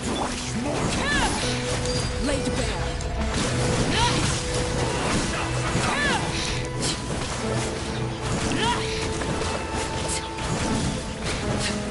No fair. Solidify! Okay, he's dead. Just as I suspected. The false memories were a trap. The Abyss Order just wanted to follow us here. No! Who could have seen that coming? Now that they're in the vicinity, we should have a chance to see. Yep, he's turning into Cloud. Dane? What's wrong? I know, it's like... Lumine pretty much called it earlier. And now he's here like, oh my god, they're here! How could I have not realized it? We're leading them right to where we want... where they want us! Can you feel that? There's been a disturbance in the ley lines. It must be the work of the Abyss. Really? I don't feel that. Wow, you must be really sensitive to that sort of thing. Paimon doesn't feel it. Paimon, you don't feel anything except for tired or hungry. You too. Do as I say. Use that mechanism over there and leave this place. Leave you here on your own? Will we be alright? The Abyss Order is putting something in motion. If you return to Vimara village, I suspect you might finally have the opportunity to locate the missing villager. Really? Just think of it as a way to divide and conquer. Alright. You're totally gonna give them the eye of the first field tiller, aren't you?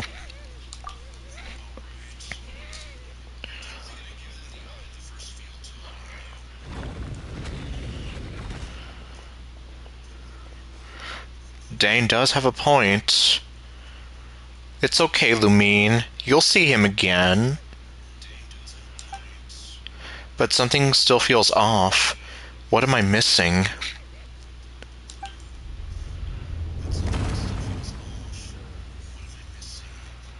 I know. He's gonna hand it over to them.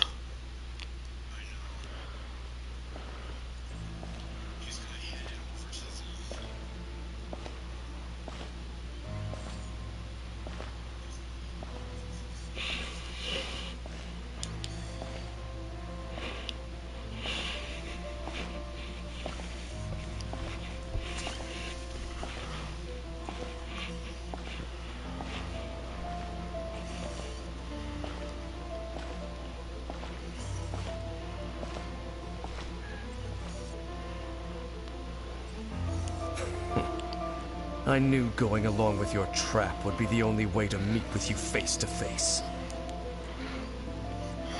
It's Zach Aguilar! You risked your safety, and that of the Eye. That's quite the gamble, Dainsleif. But I believe that I am the one walking into a trap laid by the Twilight Sword. So you came here all on your own? What about those followers of yours? When the Twilight Sword is prepared for battle, any army I could send would only be marching to their doom. Better that I face you alone. I know you must have a lot to say. But if it's a conversation you want, you'll have to defeat me first.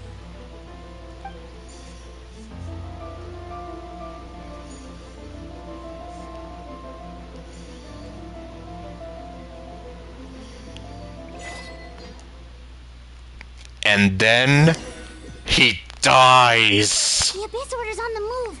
The ley lines are all out of whack. We better hurry back to Vimara village and see what's going on. What the? I didn't get any meat. Check on the hilly churls. Hey, look at those hilly churls over there. They're sleeping. And yep. Well. The repercussions of his actions, yep. They seem strangely calm. Weren't they acting super agitated just a little while ago? Why are they so calm all of a sudden? Because they're sleeping. Wait, I hear something. What do your eyes hear, Lumine? In the New World, they bade farewell to the shrouded sun. At last, they no longer needed to dwell on their suffering, or try to differentiate between various thoughts of blasphemy.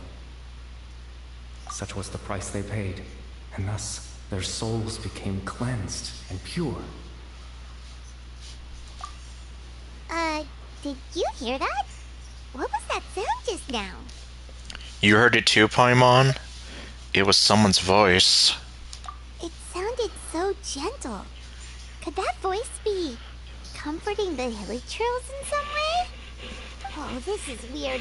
Let's check if this is happening anywhere else.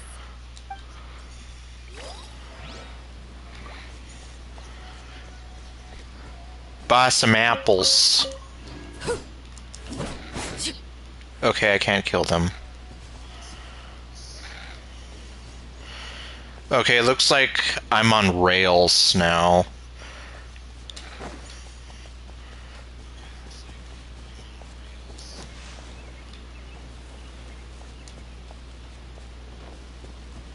Where are you going? We still haven't finished what Dane asked us to do. I don't want to. Where are you going? We still haven't finished what Dane asked us to do. Where are you going? Where are you going? We still haven't finished what Dane asked us to do. Well, at least it's better than her saying, "How about we explore the area in front of us later?"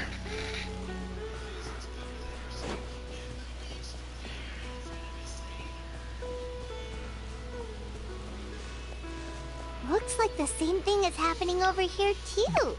The hilly trails are calm. You see, we're both still here. No, I don't see.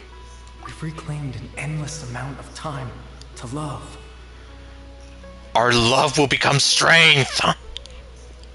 Release your tears. You no longer need to hold back your sorrow. Shh. No more tears. Only dreams now.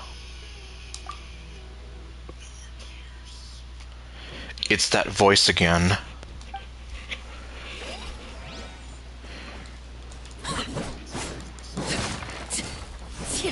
I can't even get any fried chicken here. Yeah, I guess he's trying to be Shakespeare, but he's failing, obviously. Over there. It looks like they're sleeping. In the end, he whispered, softly, "Sleep well, Father. Sleep well, my beloved people. When you awake, that which differentiates us shall be no more." It almost sounds like a poem or some kind of story. It's Genesis. Okay, no. Well, now that the hilly trails have calmed down, Vimara Village should be safe at least. You think that? Let's put this situation to the side for now. Dane said this might be our chance to find the missing villager, so we should head back to Vimara Village before it's too late. It's already too late.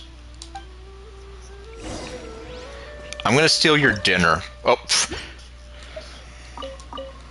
No, I'm not gonna cook. Yep, epic foreshadowing. Atosa, where's your creepy boyfriend?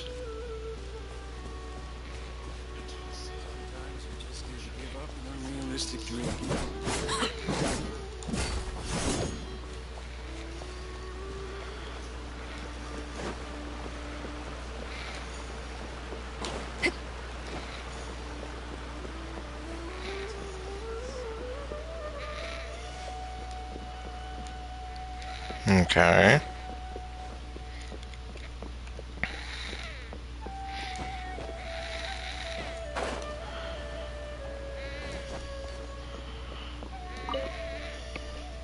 Grandpa Medea, is everyone alright? The Abyss Order seems to be up to something nearby. It's a tale told by an idiot. The Abyss Order? This is the first I'm hearing of it. Do you know what an Abyss Order is? Thank you for your concern. But as far as I'm aware, it's been business as usual here in the village. Well, that's good to hear. Oh, also, you didn't happen to come across any clues about the missing villager while we were gone, did you? Hmm? Someone's gone missing, you say? Who would that be? And now they don't even know. Huh? I told you he was imaginary. You don't remember? Things just got even more complicated. You know, the young guy from Vimara Village. The one you've been looking for all this time. You posted a commission with the Sumeru Adventurers Guild. That's kind of the whole reason we're here, actually. Your missing persons commission. Ah, I do apologize, you two. I hope I'm not worrying you too much. I'm sure it's just my age making me forgetful again. At least right now, I can't seem to recall whatever it is you're referring to. Perhaps you should try asking someone else. Let's go find Atosa, since she wanted to marry the guy. But how is that? Alright. Thanks for your help, Grandpa Amadia.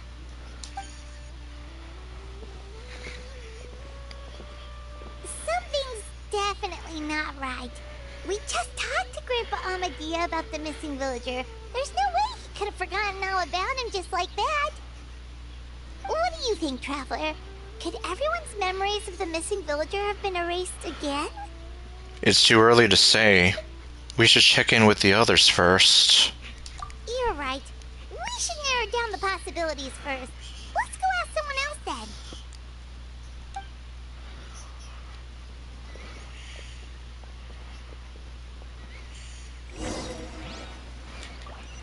then. Okay.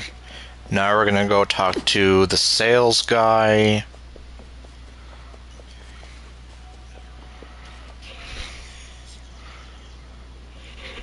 I want to put Paimon in a box, floating down the river.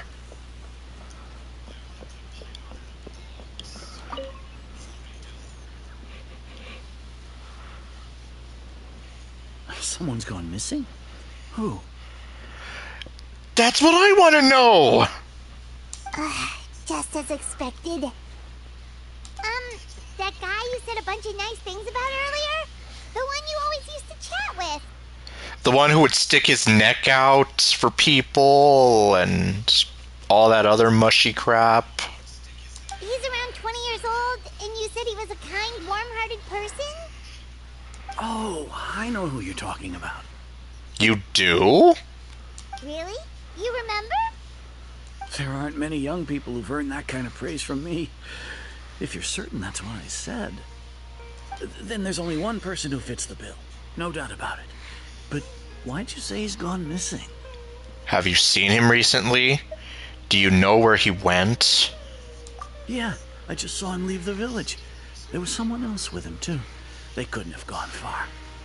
Oh my god, Atosa and him are gonna get eloped!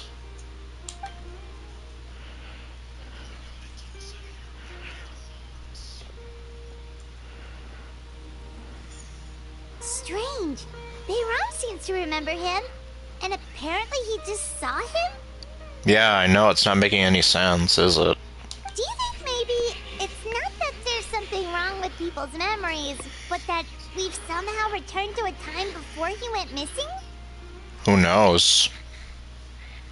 That could be possible. I doubt returning to the past would be that simple. Given everything Dane mentioned about the disturbance with the ley lines, I'd say it's far more likely this is related to memories in some way. I need to think carefully. What's really going on? Is it time to do the deduction minigame? It is! Just like what happened with Greater Lord Rukkhadevata, no one remembers him. Because there's been a change in people's memories. We get to hear Lumine's cute voice again. If we really did travel back to a time before he disappeared, that could explain why the villagers said he hadn't gone missing. If this person only exists in people's memories, maybe we're in someone's memory right now.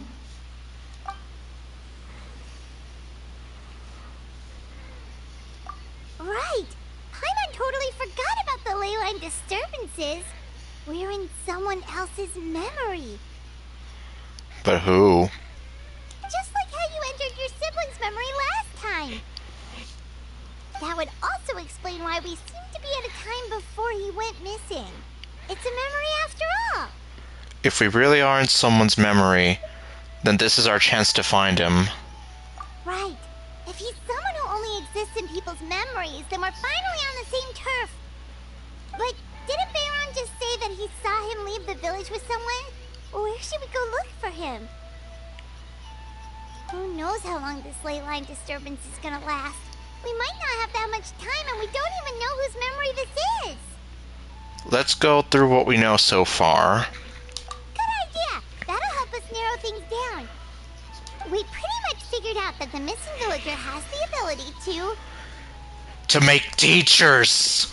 I mean, implant memories into the minds of others. Right! That! Can we try to figure out more about him using what we know of his ability? No. Yep, it is like the Sub-Zero's festival all over again. Well, kind of, except we're not reliving the same memory over and over. Like, does it maybe leave a trace that would somehow give him away? Implanting memories into the minds of others must be an imperfect process. There's no way the new memories could perfectly blend in with the old ones. There has to be some kind of tell. All the memories seem to be set in or near Vimara village. But I'm still not sure if they're restricted to this location. If time is allowed to pass within the false memories, there's a higher chance they might conflict with someone's original recollection. That would make it much harder to avoid suspicion. There's a difference between memories that arise from lived experiences and those that are implanted into the mind. Perhaps it has something to do with time. Which is what the false Turaga wanted. Maybe not. We don't have any way to prove whether certain memories were simply forgotten or never existed in the first place. No wonder! All this time and the sky hasn't changed a bit! That must mean time isn't passing! That's the tell of the fake memories! Because it was always dusk when he was talking with Atosa. The implanted memories are basically taking place outside of the regular 24 hours of the day. If the memories included the regular passage of time, it would be easy for people to tell that something was off. I know, I really want to hear Lumine's cute voice. Like there could be overlap or something. People might start to wonder why they remember doing two different things at the same time of day. Oh, that kind of makes me wonder, what would evil Lumine sound like? I mean, I know I could go look up the cutscenes, but I'm just saying, like, what if I don't have time for that right now? That's why he makes sure the memories take place at a specific moment in time rather than over a period of time. If we consider this conjunction with what we already know, then the question of whose memory this is seems to have an obvious answer. The color of the sky coincides with the moment in time she described. Yes. It was Dainsleif! Dainsleif had memories implanted into his mind. Could it be that it's happened more than once? Or it's the senile old man! We thought Chief Amadea forgot about the missing villager. But it turns out, we're at a moment in time before the village issued the commission. Oh, okay. Oh, right! That's exactly what Atosa described! Come to think of it, every time we talked, it always seemed to be around dusk. Just like right now. So that means they're under the tree confessing their love for each other. Time always passed by really slowly. Even when it felt like we'd been talking for hours, the sun would still be at the same position in the sky. Yup. That's totally not a crazy time loop happening. Or time being frozen. Yep, that has to be it! This is definitely Atosa's memory. Let's go to the tree to stop the love confession. Yeah, that's where they'll be.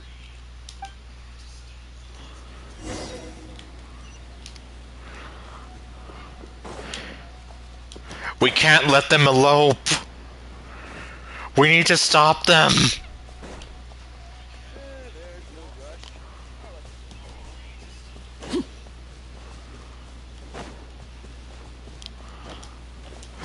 Oh my god, there they are! And... who the heck are you? So, you see, Granny Jahiet was a mercenary when she was younger. She just talks like that out of habit. She's not trying to scare the children on purpose. Sure she is. Oh, there I go again. Always talking about my own things. Do you maybe have anything you want to share? You're just waiting for him to say, I'm madly in love with you. Imagine catching them. Imagine it's like, yes, so that's obviously way more crazier than my whole storyline of they're secretly in love and they're about to run away together. It's okay if you don't. You could also just talk about what you think of me? Oh my god, she's totally, like... she's got it bad for him. If this doesn't sound like a girl who's in love with a guy and she's kind of fishing for answers, I don't know what else. Oh, I think you're an incredibly strong and thoughtful young woman. Oh, I'm sure you think so, don't you? I bet you say that to all the girls you know. You'll meet many amazing people and live a very happy life. You won't miss someone like me. Oh my god, he has the same eyes like Dainsleif. Huh? Are those your friends over there? Nope, never met him.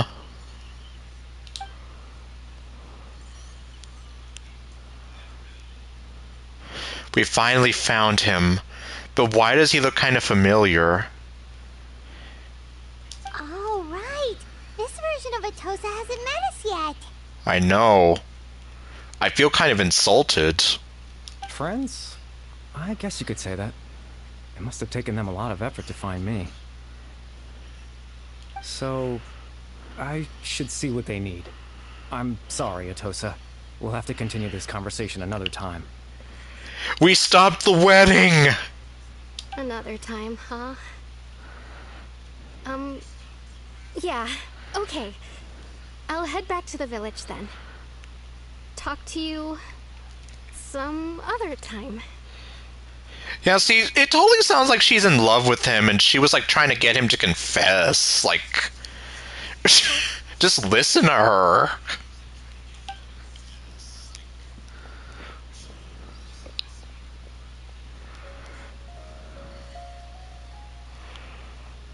It's nice to see you, Traveler.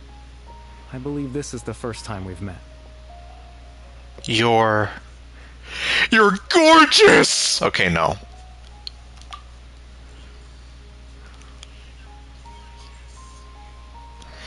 Factoring in the memories of the Abyss Order, the Loom of Fate, and everything else, I need to think of the one person that could connect all of this together.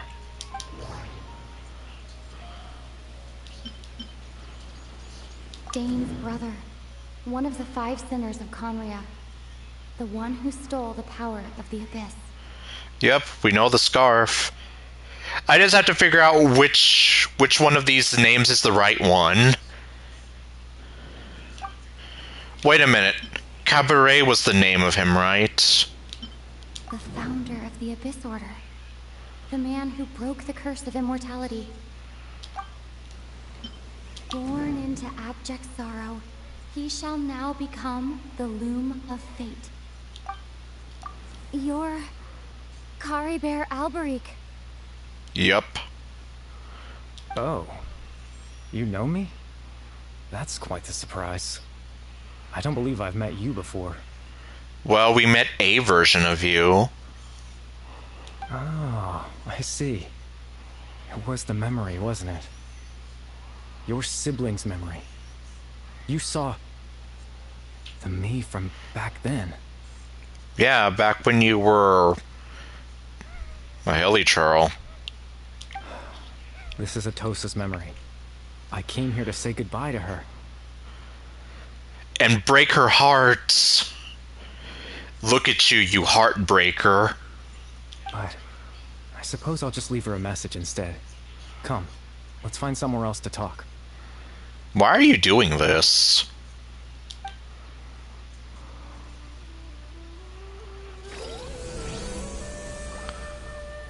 Oh, hello. I can't read this.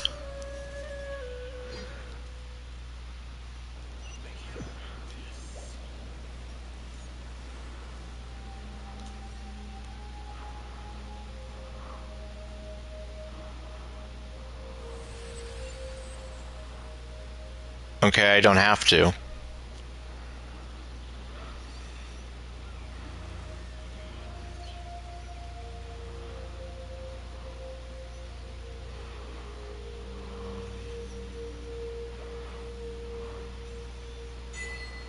Okay, the proof of existence. I don't want to stay here.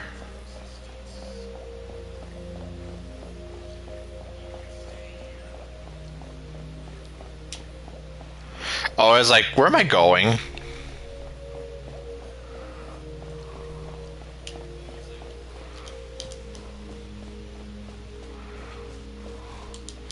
And well, you can't actually jump or attack or do anything. I can leave the domain.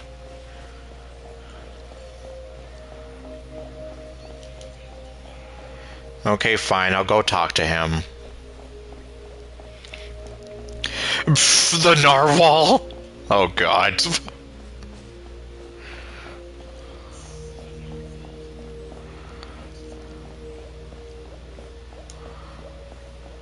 I'm just gonna leave him.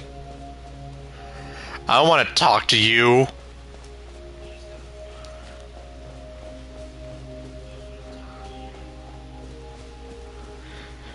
You're probably just gonna try to seduce me. Like what you did with Atosa and Dainsleif.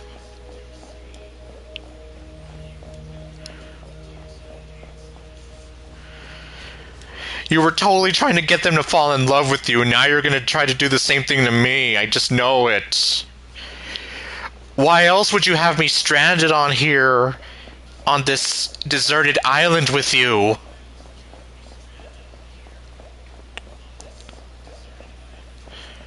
Where I can apparently walk on water.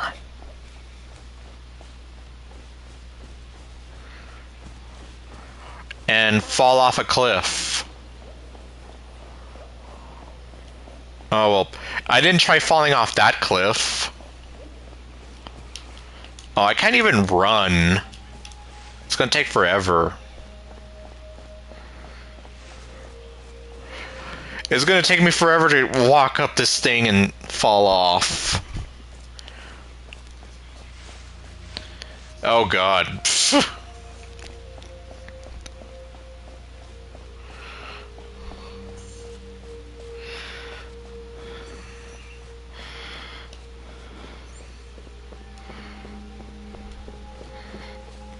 Okay, well, I guess moment of truth time.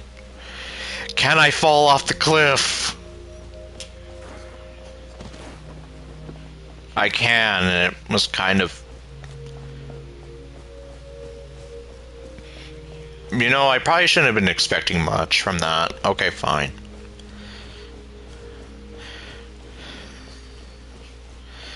I'll go talk to this sweet talker guy.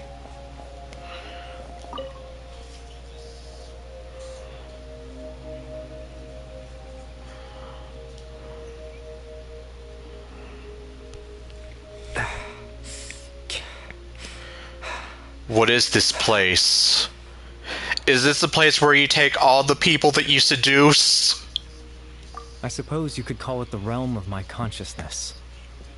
I'm someone who no longer exists in the real world, after all.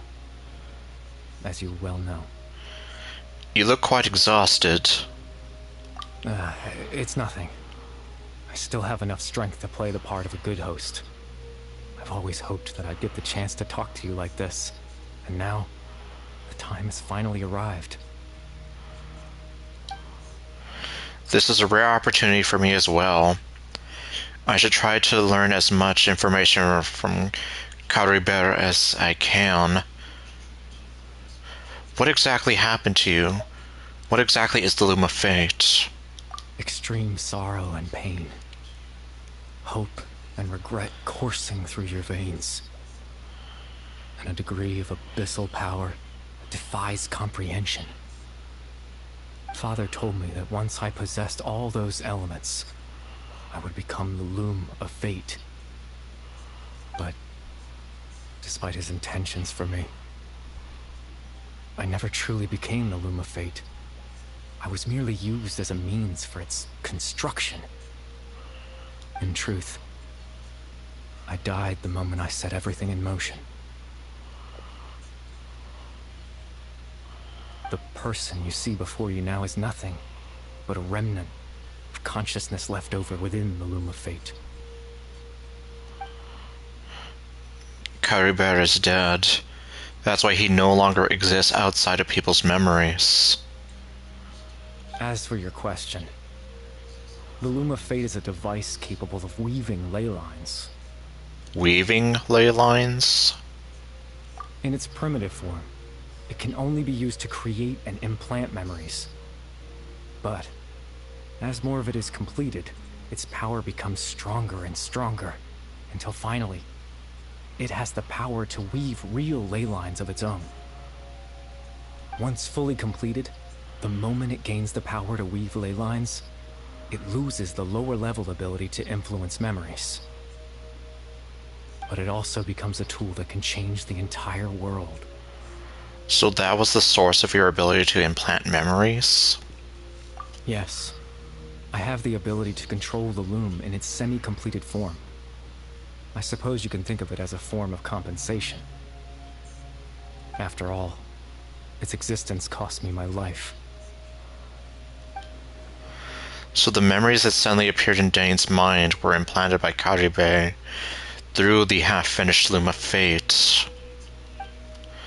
That makes sense, but I'm still lost as to why he went so far as to introduce himself to all the residents of Vimara Village. But why did you implant memories of yourself into the people of Vimara Village? Ah, that. I was wrong to implant those memories. I'm sorry I caused so much trouble. Not only for everyone in the village, but for you as well. Atosa totally wants you. I just wanted them to feel like I once existed in this world. As if I had a chance at life. So that's why I would have never guessed.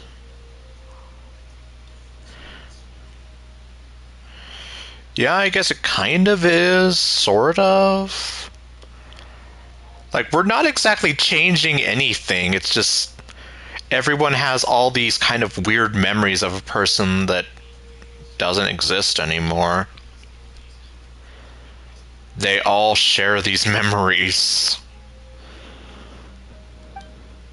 But is there any kind of meaning to this? Does only existing in people's memories really count as living? In a sense, kind of. Keyword kind of. Going back to that whole thing I said about how if you forget who you are, then in a sense you are truly dead. Because you've lost your identity and thereby you've lost yourself and that sense of being that you once were. You are kept alive in the memories of other people. Granted, those are like false memories, but yeah, it's almost kind of like a weird sort of Freddy Krueger kind of thing, except obviously this is like some dreamy guy that Atosa totally wants to bang. I know what you must be thinking. Why would I do something so meaningless? Well, she was thinking something like that. But I just couldn't accept it. I had to know what it would be like if I had my own life. what kind of person I would be, what other people would think of me. Atosa wants to bang you. Chief Ahmadiyya, Baram, Granny Jahiyat, Atosa. Yeah, see, she totally wants you. You don't just make some kind of paper sculpture of a person if you don't have a thing for them. Like, look at them.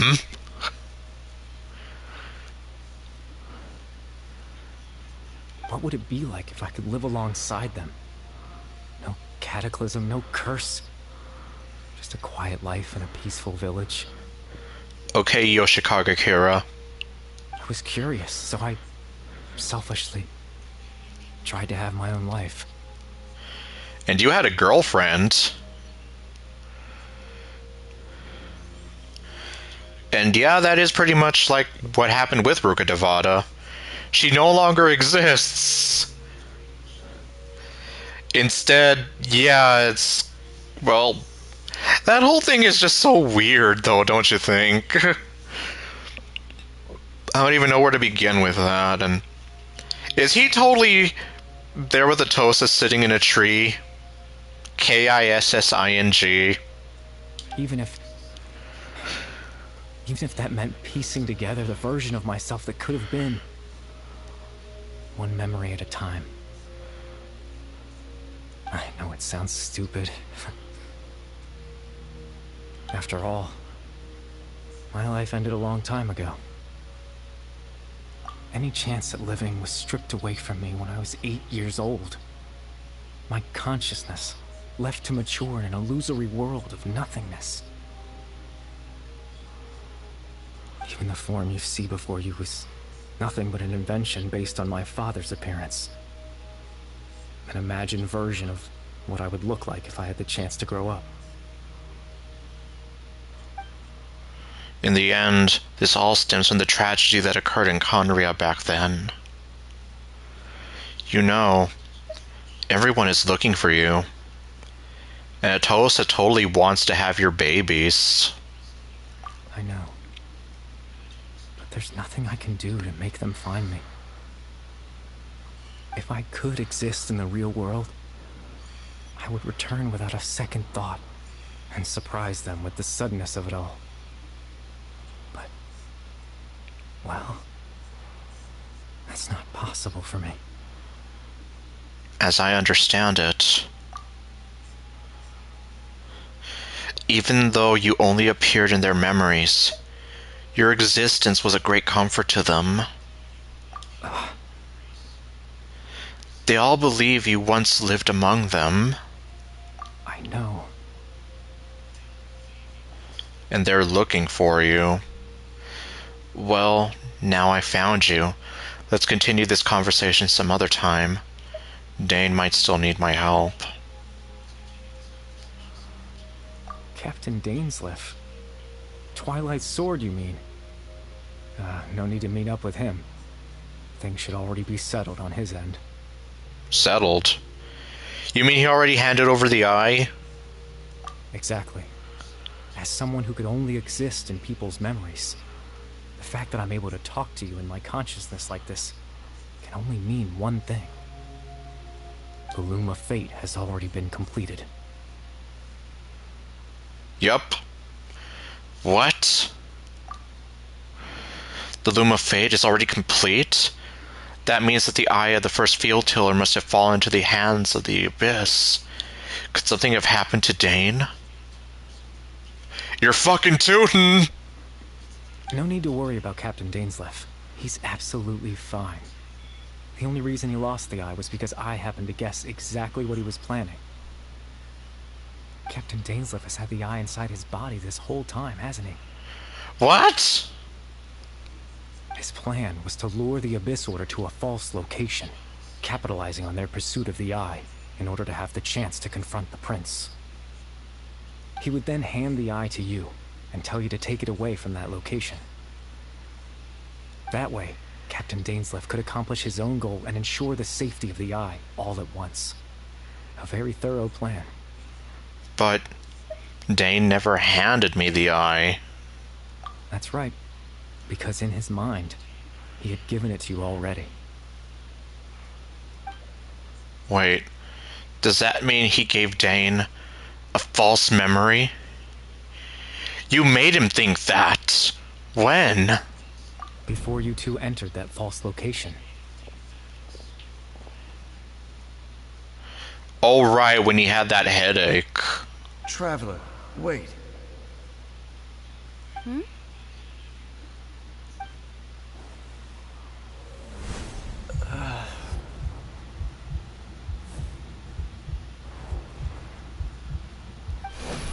We've no time to lose. Let's head inside.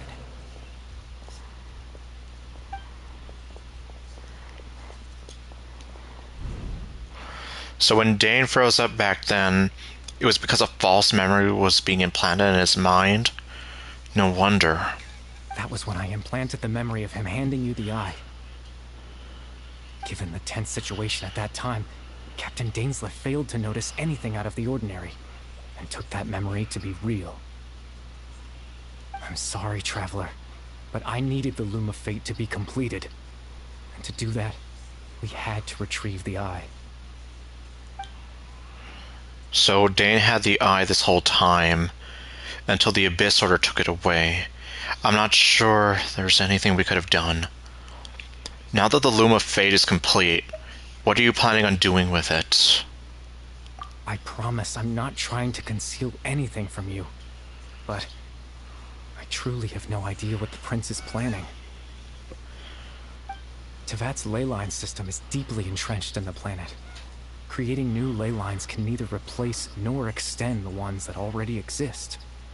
Oh great, now we're going into Final Fantasy VII logic. In the face of everything they could be planning, I fear I'm too insignificant to even get a glimpse of the bigger picture. In any case, I had my own use for the Loom of Fate, and my goal, at least, has been achieved. Your goal? You remember my father, don't you? Clotar Alberic. I believe you saw him in your sibling's memory.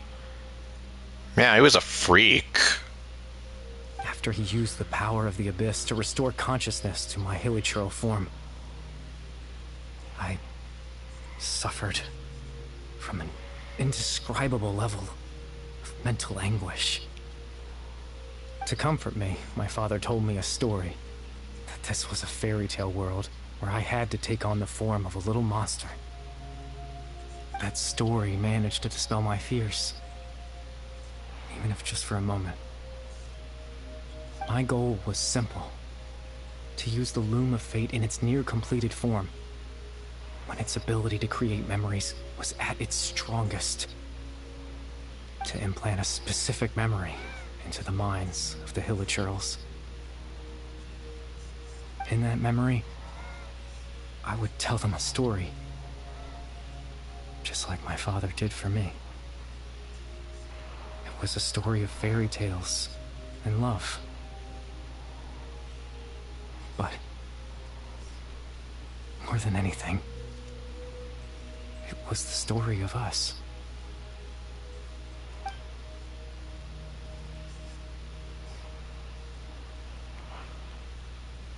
So the thing that caused the hilichurls to calm down back then was Caliber's story.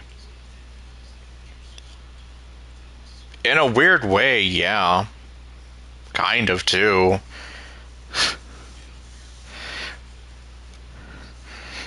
That also involved a lot of changing the past.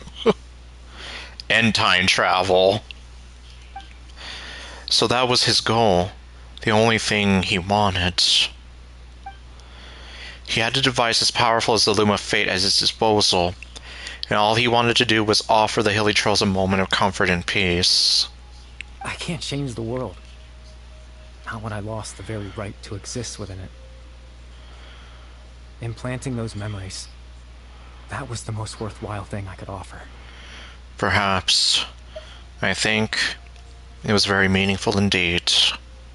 All that's left of my existence is a wisp of residual consciousness tied to the Loom of Fate.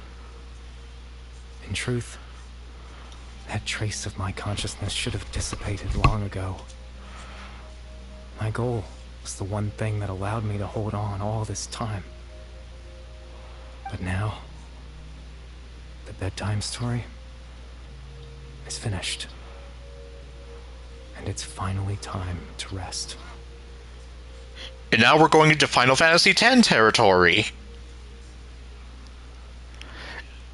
Except instead of the Faith going to sleep, it's time for them to wake up.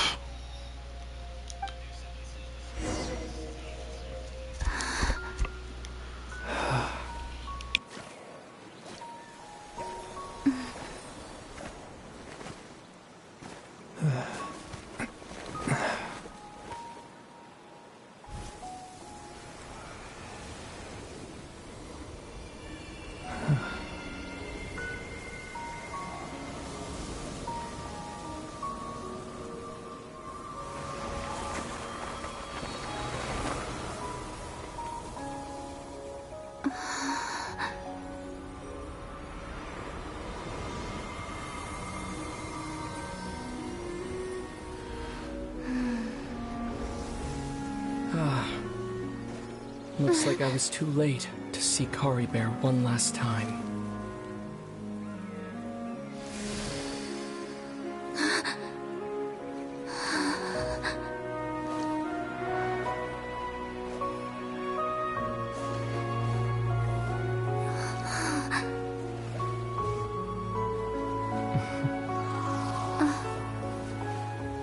Kari Bear's consciousness is gone, and this space will soon disappear along with it. Neither of us belongs here. That's why we're not tangible. Were that not the case, I'd love to hug you too.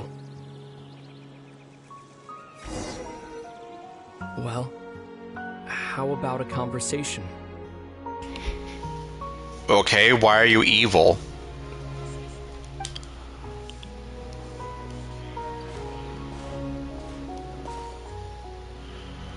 The chance to just stop and talk like this is certainly not easy to come by. Wouldn't you agree? I really want to hear what the Lumine version of this would have been. Yeah. I almost can't believe it's real. That battle earlier was tough. The one against Dane, I mean.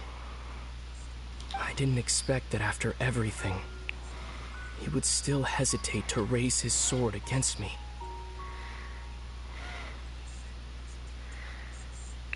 Okay. Good to know, I guess. Were it not for that, perhaps I'd still be no match for the Twilight Sword.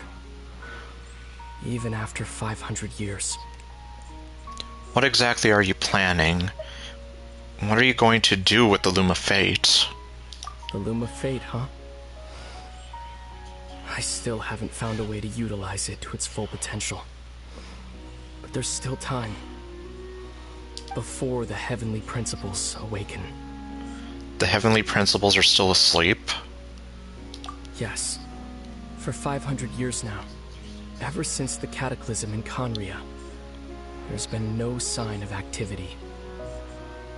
Not long ago, you witnessed the Hydro Archon destroy her divine throne, yes? Right. Such a flagrant disregard for the rules. And still Celestia took no action. I suppose that's proof enough of the Heavenly Principles situation. I guess so. And now we'll never get to hear Focalor's sexy voice ever again.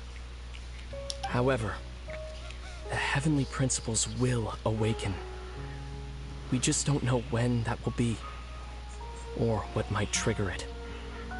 You really hate the Heavenly Principles, don't you? You could say that. Just look at Kari Bear. He was so pure and single-minded.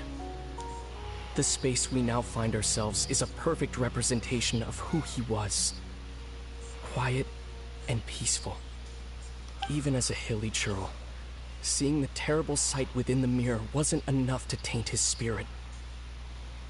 He brought comfort to the people of this world, even though he was denied the very right to be a part of it.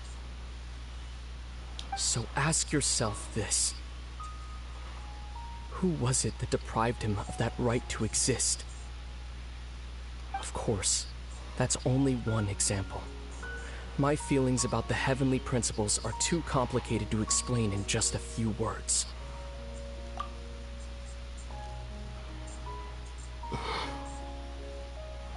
Lumine?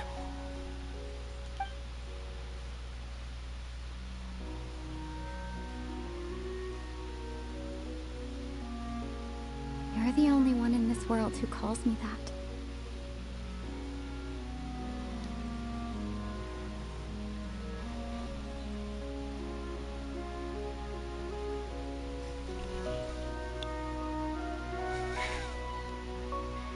I guess so. I never really noticed that detail, but like I said, it's been almost 4 years since I started this game, so my memories are very foggy. There's so much I wanted to ask you. But for some reason, I'm not interested in asking those questions right now. There's just one thing I have to ask. One thing I could never understand. Why? Why can't we continue our journey together?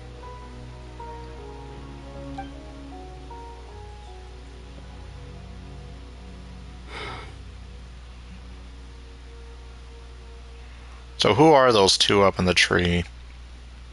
I guess we'll never know. At the end of my journey, I arrived at a place known as the Sea of Flowers at the end.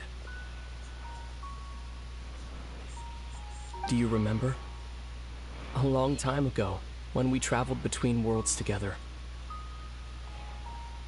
You told me you wanted to find a place in the universe where that one flower was in full bloom. To have a place like that suddenly appear before me? Well, would you think of that as a coincidence? You mean? I miss you too, Lumine. But as this war continues to rage, and as I continue to seek that final answer, I don't even know how to face myself sometimes, let alone my own sister.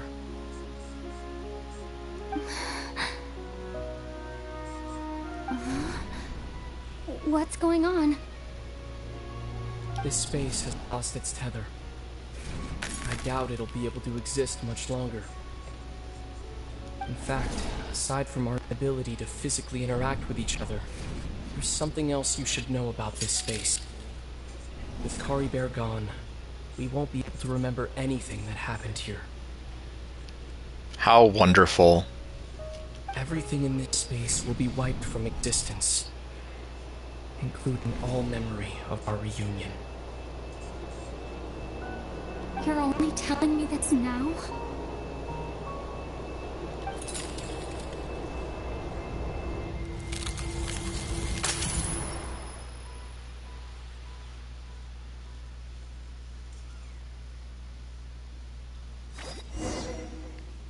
Well, so much for that.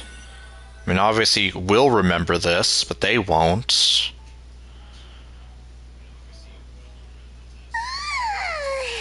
Still so sleepy. Paimon's head feels all fuzzy. Paimon, go back to sleep. Oh, Paimon woke up a little earlier than you, so Paimon will fill you in. The villagers said that they saw us sleeping near the village yesterday. They couldn't wake us up no matter how hard they tried, so they decided to just bring us back here. Did they try shouting in your ears? Oh, and Dane came by just now. It looked like he was injured. He didn't say anything, though. Just made sure that you were alright and left. Kinda seemed like he had a lot on his mind, but that's Dane for ya. He never changes, does he?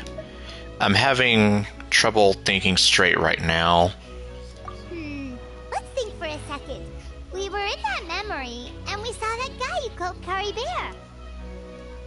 He was the missing villager that we've been trying to find, right? And after that, Paimon doesn't remember what happened.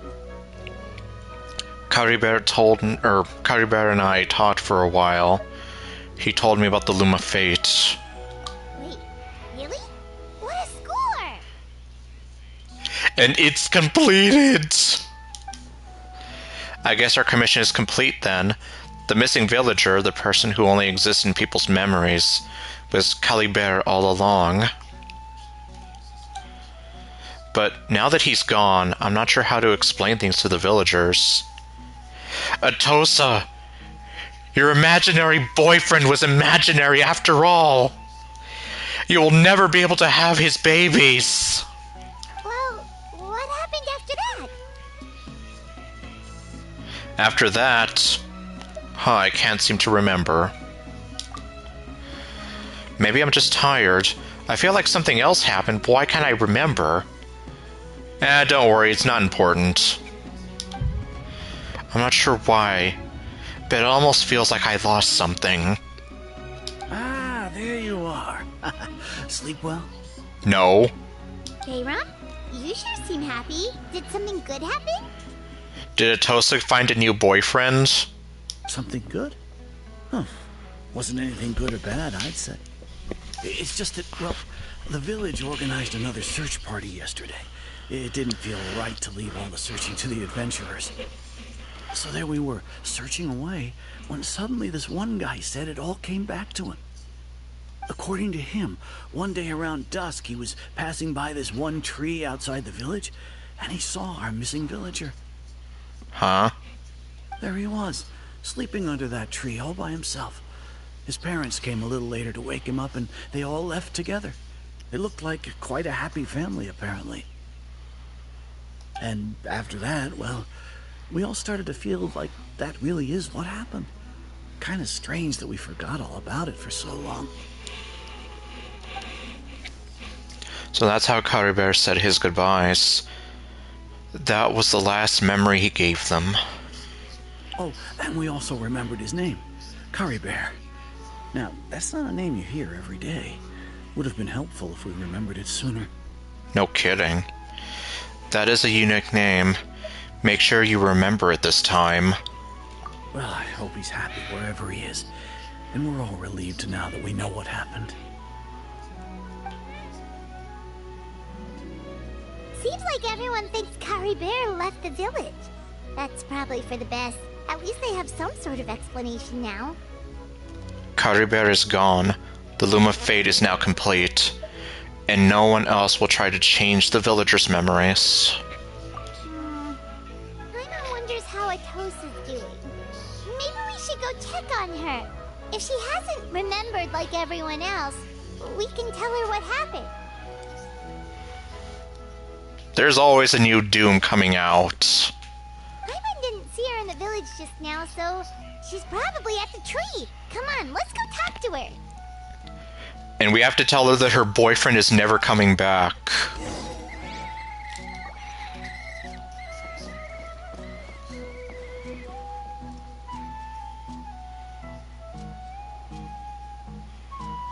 Well, honestly, I don't even know what to make of it. But either way... Oh. Oh, right. When New Horizons came out. Well, I guess we'll see. Anyhow. Either way, Lumine can't remember any of it.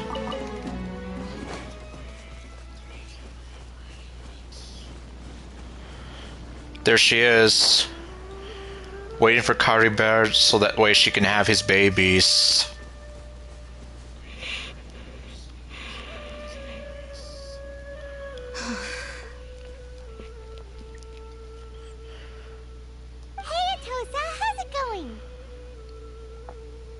I'm sorry your boyfriend isn't real. Well, technically he was real, but he died before you were ever born. Oh, it's you two. I was just about to go looking for you. I wanted to thank you. I was part of the search party, so I remembered what happened to Caribert now. Honestly, I just can't believe I forgot something so important. Maybe he wanted you to forget him. I'm sure he wouldn't want you to forget him. Wow, 2 different answers. It's funny, but I have this feeling he told me the same thing. I just can't seem to remember when. I guess it doesn't really matter anyway. Life is made up of a series of memories. As long as I hold on to our time together, he'll always be a part of my life. Yeah. Yeah, that's one way to think about it. Although I don't know what you're going to do about all those feelings you had towards him. I'm just happy I got to meet him. So, who cares what happens in the future, right? She's in denial.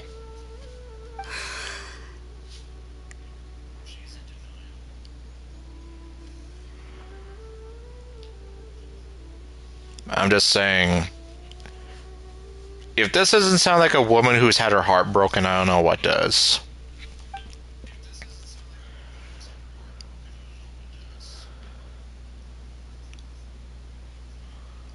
Okay, I'll admit, I'm just putting on a brave face. I was dumped, wasn't I? So all this time I was joking about them being together? Really? Otherwise, why would he just leave like that without saying goodbye? You know, I think this is canonically the first romantic relationship we've had in this game. We don't have any sort of romance in this game whatsoever. Well, actually, no, I take it back. Timaeus and Ying'er. Okay, I guess this is the second time, but still, it's really weird that it's only happened 2 other times at least.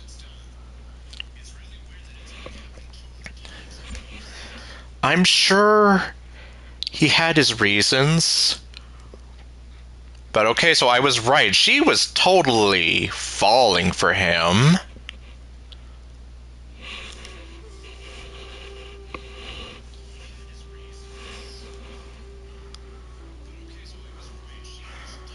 Yeah, like she was like head over heels for him. I was joking all that time, but nope, I guess the game just out and said it for me.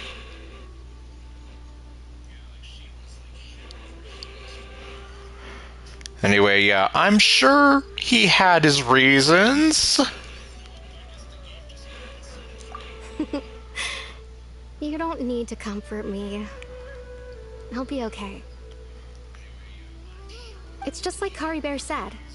It's the things we overcome that make life more precious. And you know, if he has a heart, maybe he'll come back and see me one day. Yeah. Totally, yeah. I don't think we should tell her he's not coming back. Anyway, thanks for all your hard work, you two. I promised I'd help Granny Jahiet with something, so I should head back. Goodbye. Okay, yeah, so I guess all this time I was joking about her being in love and getting ready to marry him and want to have his babies. I was joking. But nope, the game just confirmed it. I still can't get over that. She was like head over heels for him. He went to go get milk. He got in his car, and he decided that he was just going to keep driving for 15 years. Well, that should be it, right? Everyone's lives can go back to normal now. Except for Atosa. She just got her heart broken by a guy who doesn't exist. Oh, right! Weren't you about to tell Paimon what happened after your conversation with Kari Bear? Right. What was it that happened? I can't remember. Huh? Feels like there's something in my pocket. A picture? Where'd that come from? Let Paimon see. No, I don't want you to see this.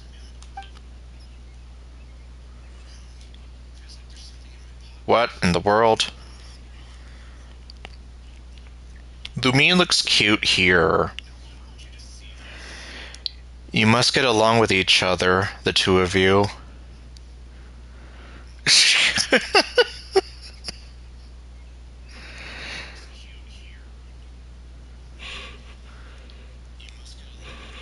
Yeah, I don't know. How does she have this picture of him?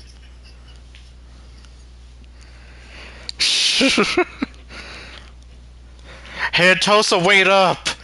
I have a picture of your boyfriend here!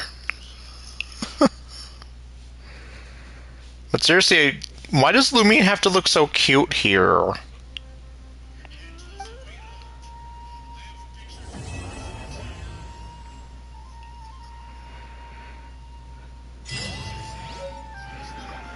Oh boy! I have that picture now!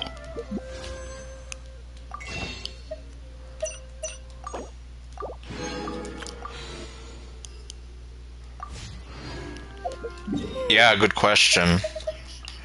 Well. Oops, I bumped the mic. Yeah, sorry, Yonfei's gonna have to wait. This realm is...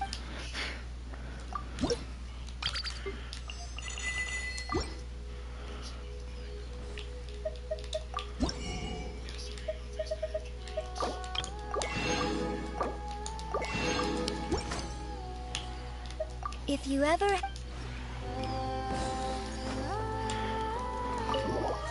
I'm gonna hang up this picture.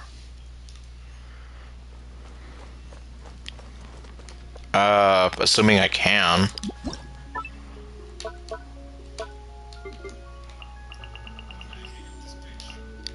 What is this thing? Oh no, wait. I never...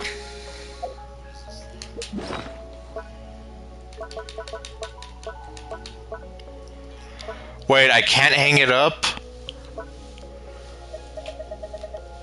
Here it is. Well. Group photo from an unknown time. Oh well. I mean, I had to come here anyway, but oh well. Useless wish time. Useless!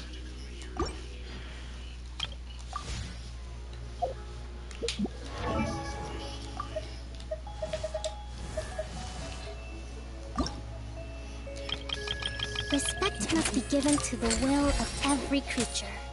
Each fish in the ocean swims in its own direction.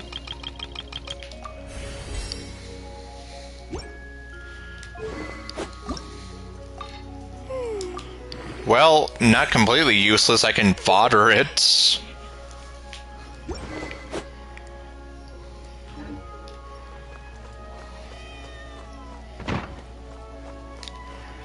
Oh yeah, also I put Shiori in here.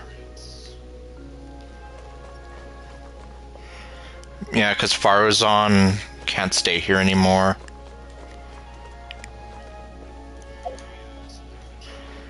And Shiori doesn't care. Look at her. She totally doesn't care. Yae Publishing House has released numerous works that lay out military strategy in a simple and pragmatic way. Those are my favorite. Shiori doesn't care what kind of books you like.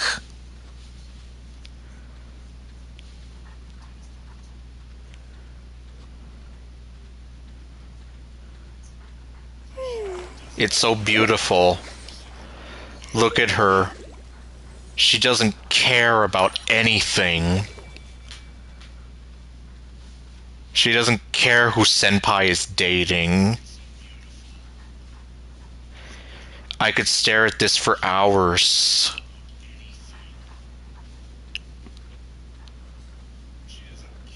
Respect must be given to the will of every creature. Each fish in the ocean swims in its own direction. She doesn't care what the fish like to do. Because she doesn't read books. Yep.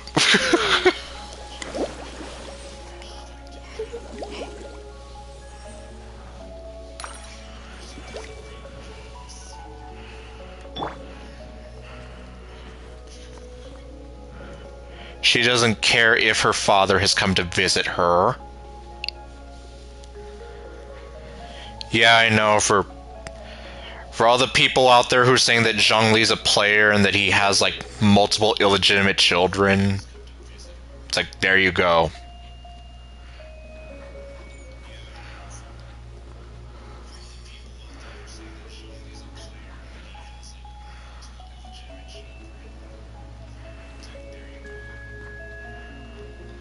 Also, how does she stand on these?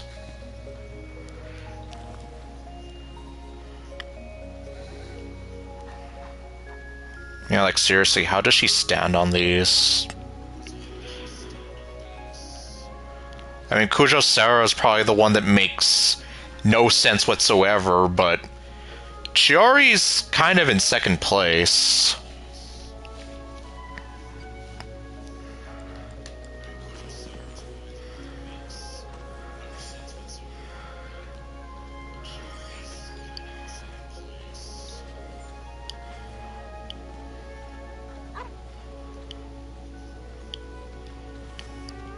Yeah, just look at her. Just not caring about anything.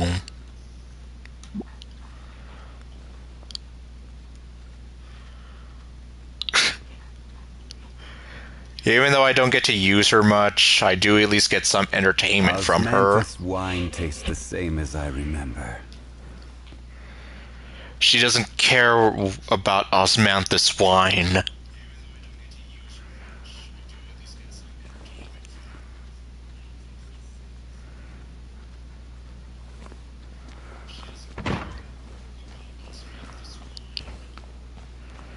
Hello, Nutcracker Girl.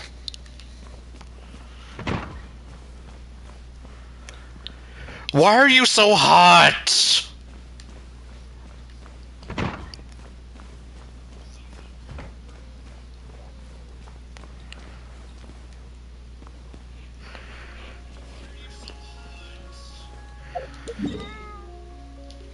Okay, let's see. They have things to say, but yeah, not today.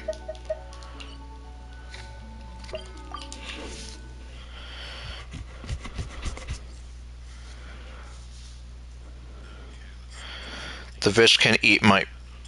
What? Oh, well.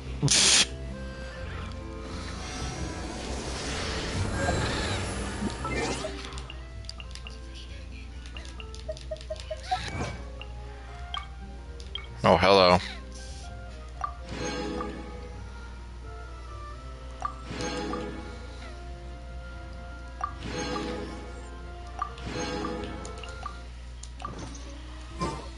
Osmanthus That's the second time I interrupt him about Osmanthus wine. wine tastes the same as I remember.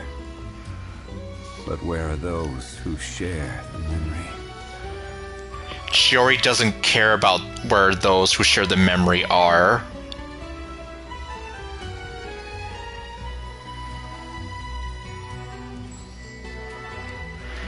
She also doesn't care that Atosa got her heart broken.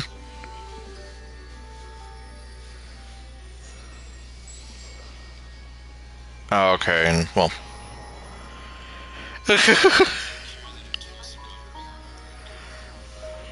Well, if it was someone like Nilu, I wouldn't mind. But yeah, I can imagine that would be kind of crazy. Where do you want to go next? If you'd like to see Liyue's tourist spots, I have a few references. I hope the weather's nice like this tomorrow as well. Chiori doesn't care about how nice the weather is.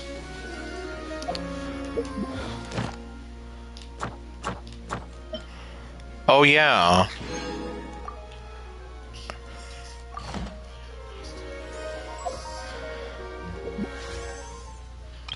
Okay, that gives me 19.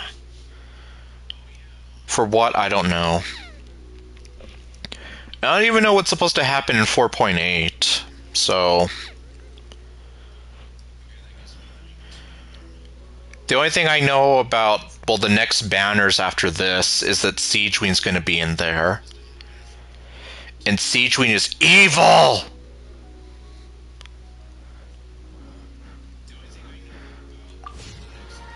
Osmanthus wine tastes the same as I remember. But where are those who share the memory? Yeah, and even then she doesn't care what you think about her fashion.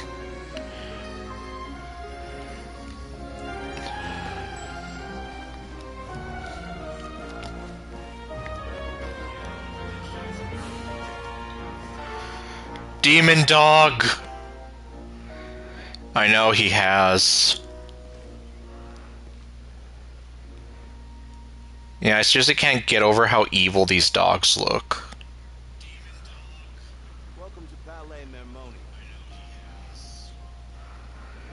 The dog is being evil, that's what he's doing. Boats are made for transferring commodities back and forth. Okay, so... Oh, that's... Okay, so Farina's gonna be in 4.7. So it is where Why did it have to be 4.7? Okay, so Siegeween and Farina. Okay, I guess that makes sense. Well, unless for whatever reason Siegeween actually turns out to... Unless Siegeween actually turns out to be useful in some way, I probably won't bother with her too much. Especially because she's evil! Like, I don't know anything about her. I mean, you know, outside of the story and how she's evil. And she uses a gun!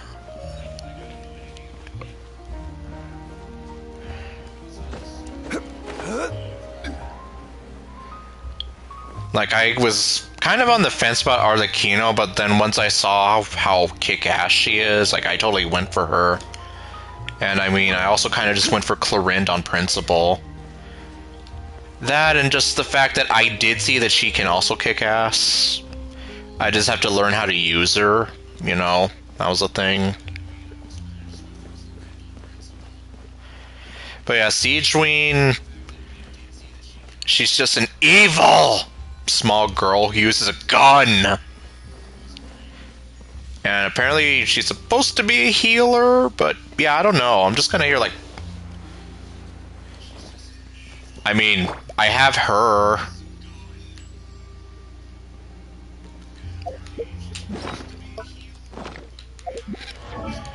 And even though I don't use her much at all anymore, I have Babs. I wonder when I'll be as tall as my big sister. And I like Babs. Babs is pure and innocent.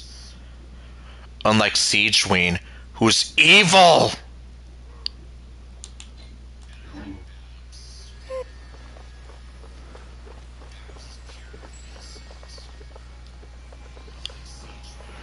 But she used a gun in the story! Didn't you see when she pulled out the gun on Linny? She totally has the gun!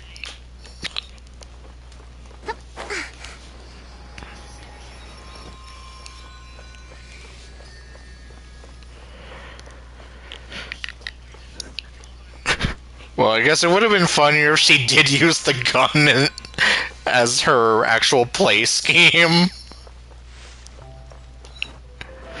Just, you know, as a reference to our conquests.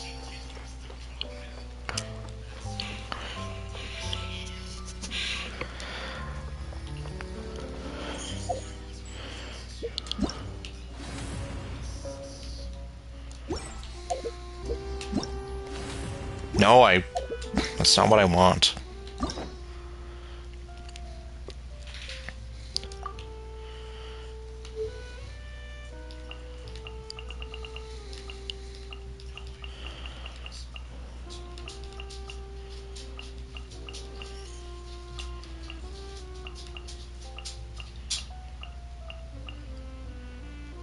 Oh, yeah.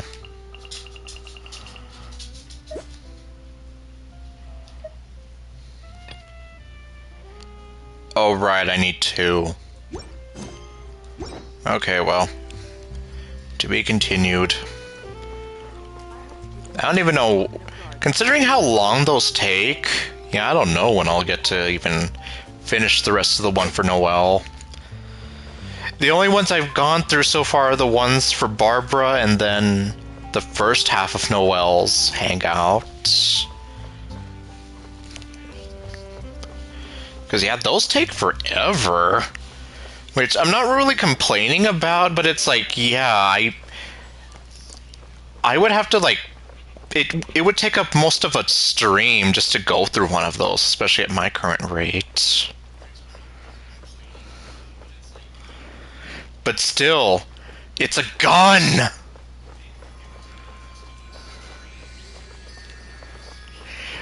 She carries around a gun!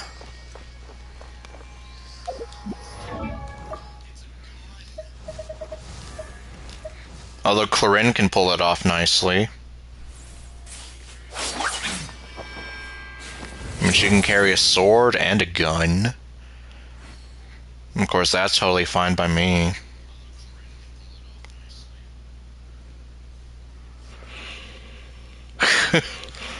Yeah, pretty much.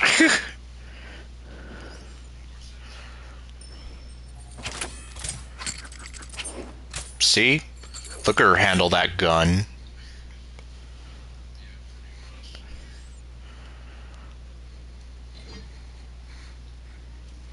Stupid sexy Clarend.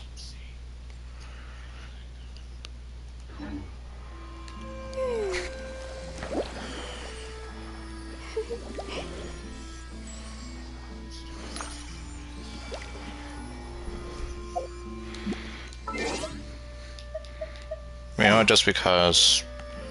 Obviously she's not usable yet, but... Per your wishes.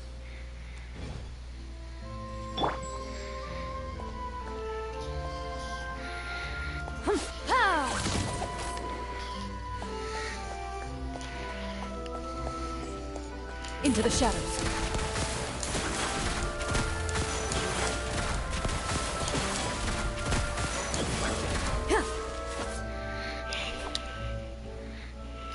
Yup. Technically, Creeper, you said the secret word. But of course, I can play the song. But yeah, see, like, I'd have to get used to how to use her. Like, I kind of have an idea, but, yeah.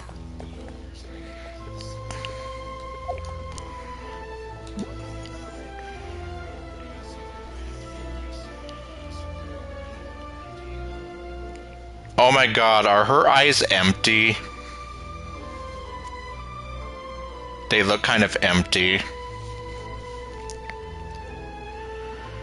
Maybe not as empty as Lumine's eyes, but...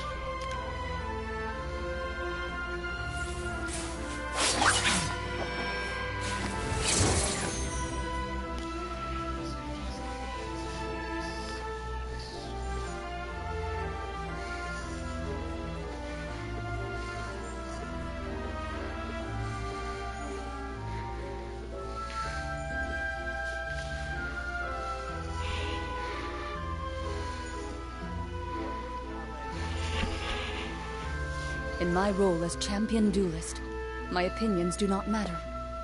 For when I draw my blade, I am but an instrument of Fontaine's law. Is that why you have no light in your eyes? Also, damn her stockings.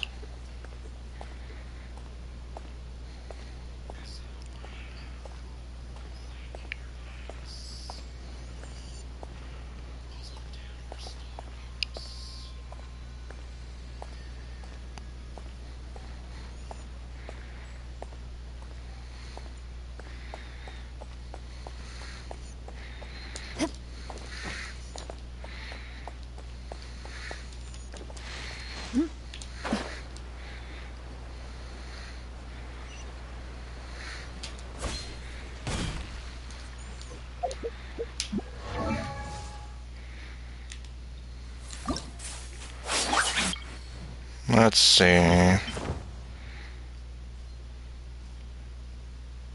Uh,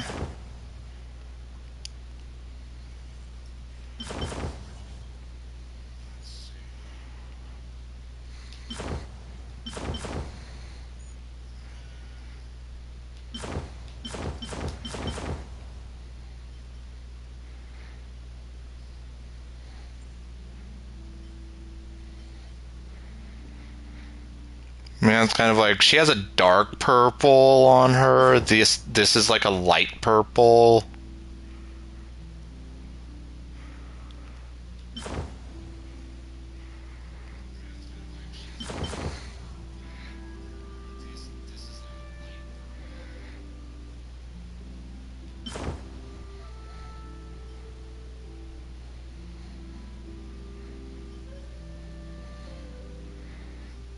I guess this is probably the closest I'm gonna get.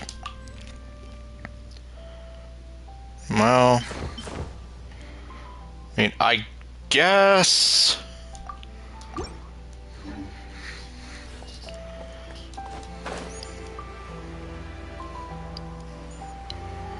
I mean, I know I usually try to go with element, but nah.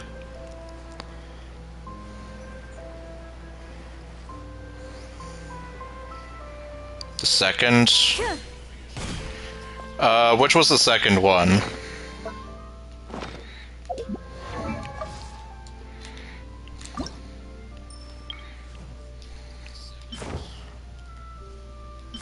You mean this one? I mean, this one isn't half bad either.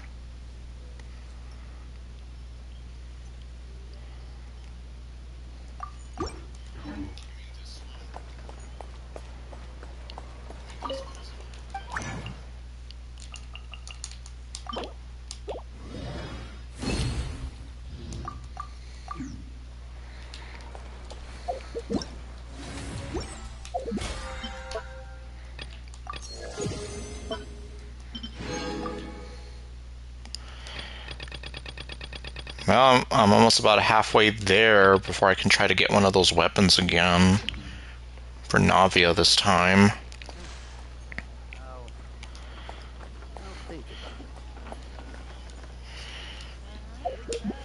Yeah, like, honestly,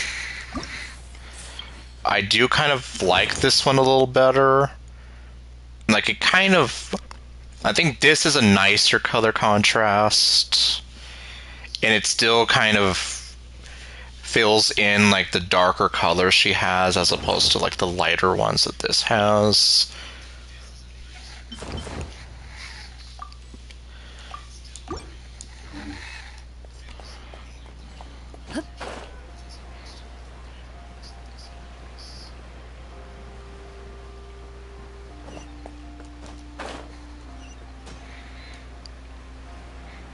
Like, from far away, it even kind of looks like it matches with her.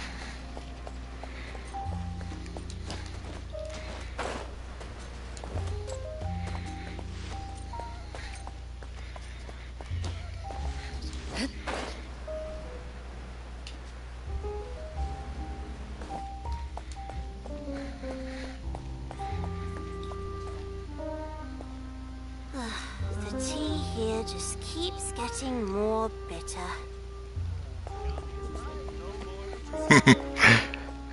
I love hearing her say that.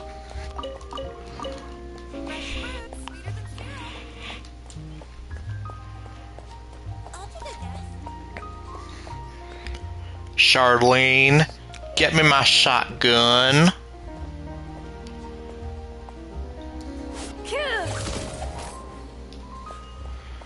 Oh well, I already have my shotgun, so it's okay.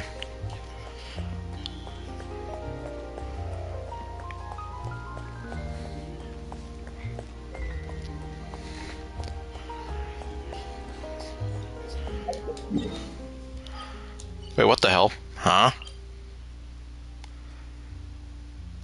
We have... Huh. How do I find this guy?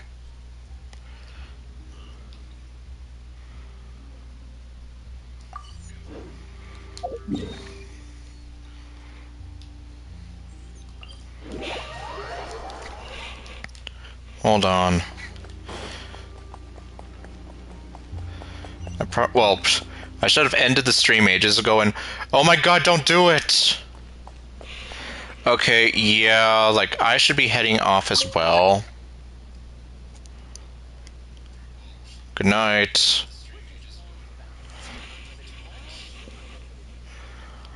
Yeah, I guess let me see what's going on with this world quest here. I'll get it, and then probably just call it the stream there.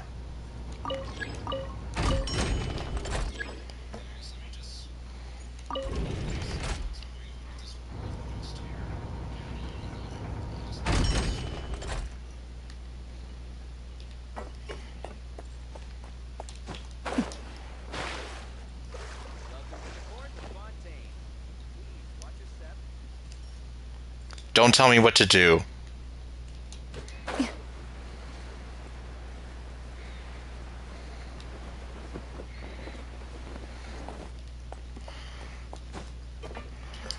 I'm on a boat.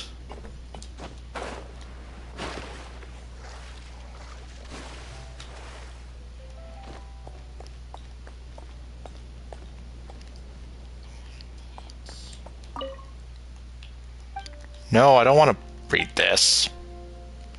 Welcome to the court of Fontaine. Please watch your step.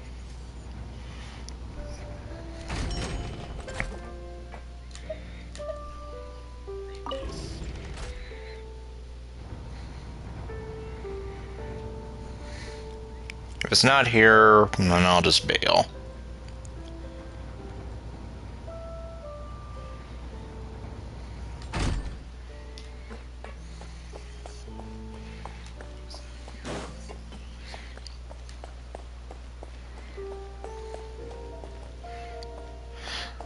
Oh my god, it's you! Check the Aquabus map and schedule for details. What the hell are you doing here? Well, then again, I guess you came from Fontaine, but still, why are you here?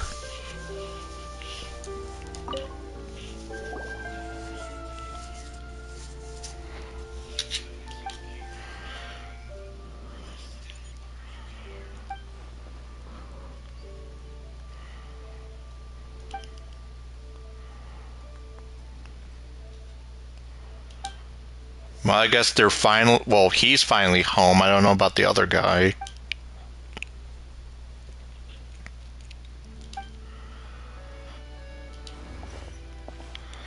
Garcia, you've returned to Fontaine?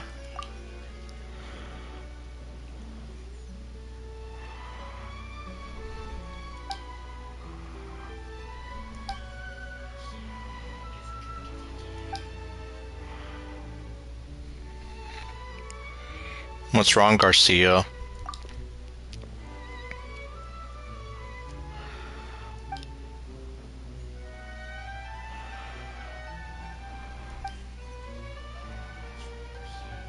You still have other work to do?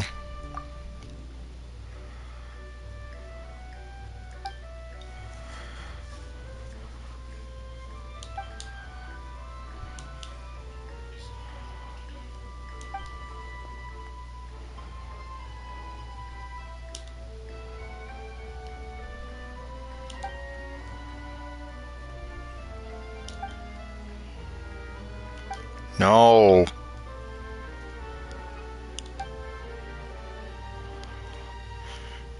You shouldn't run into any trouble in the city.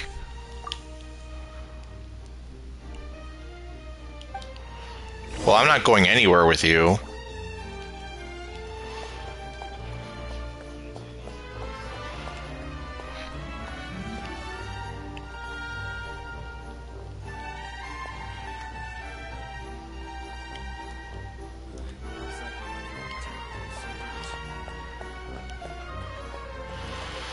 Okay, well, I guess I came what I found. Or, I found what I came for. So, yeah, I guess that's probably as good enough of a sign as any. I should probably end the stream here if I can't even make sentences anymore. Okay, well, I guess next time, whenever that'll be. well, I'll probably continue with the rest of the event. And I guess I'll go from there. See what else I can do. But anyway, so thank you all for watching. And I'll see you guys next time with what else I do.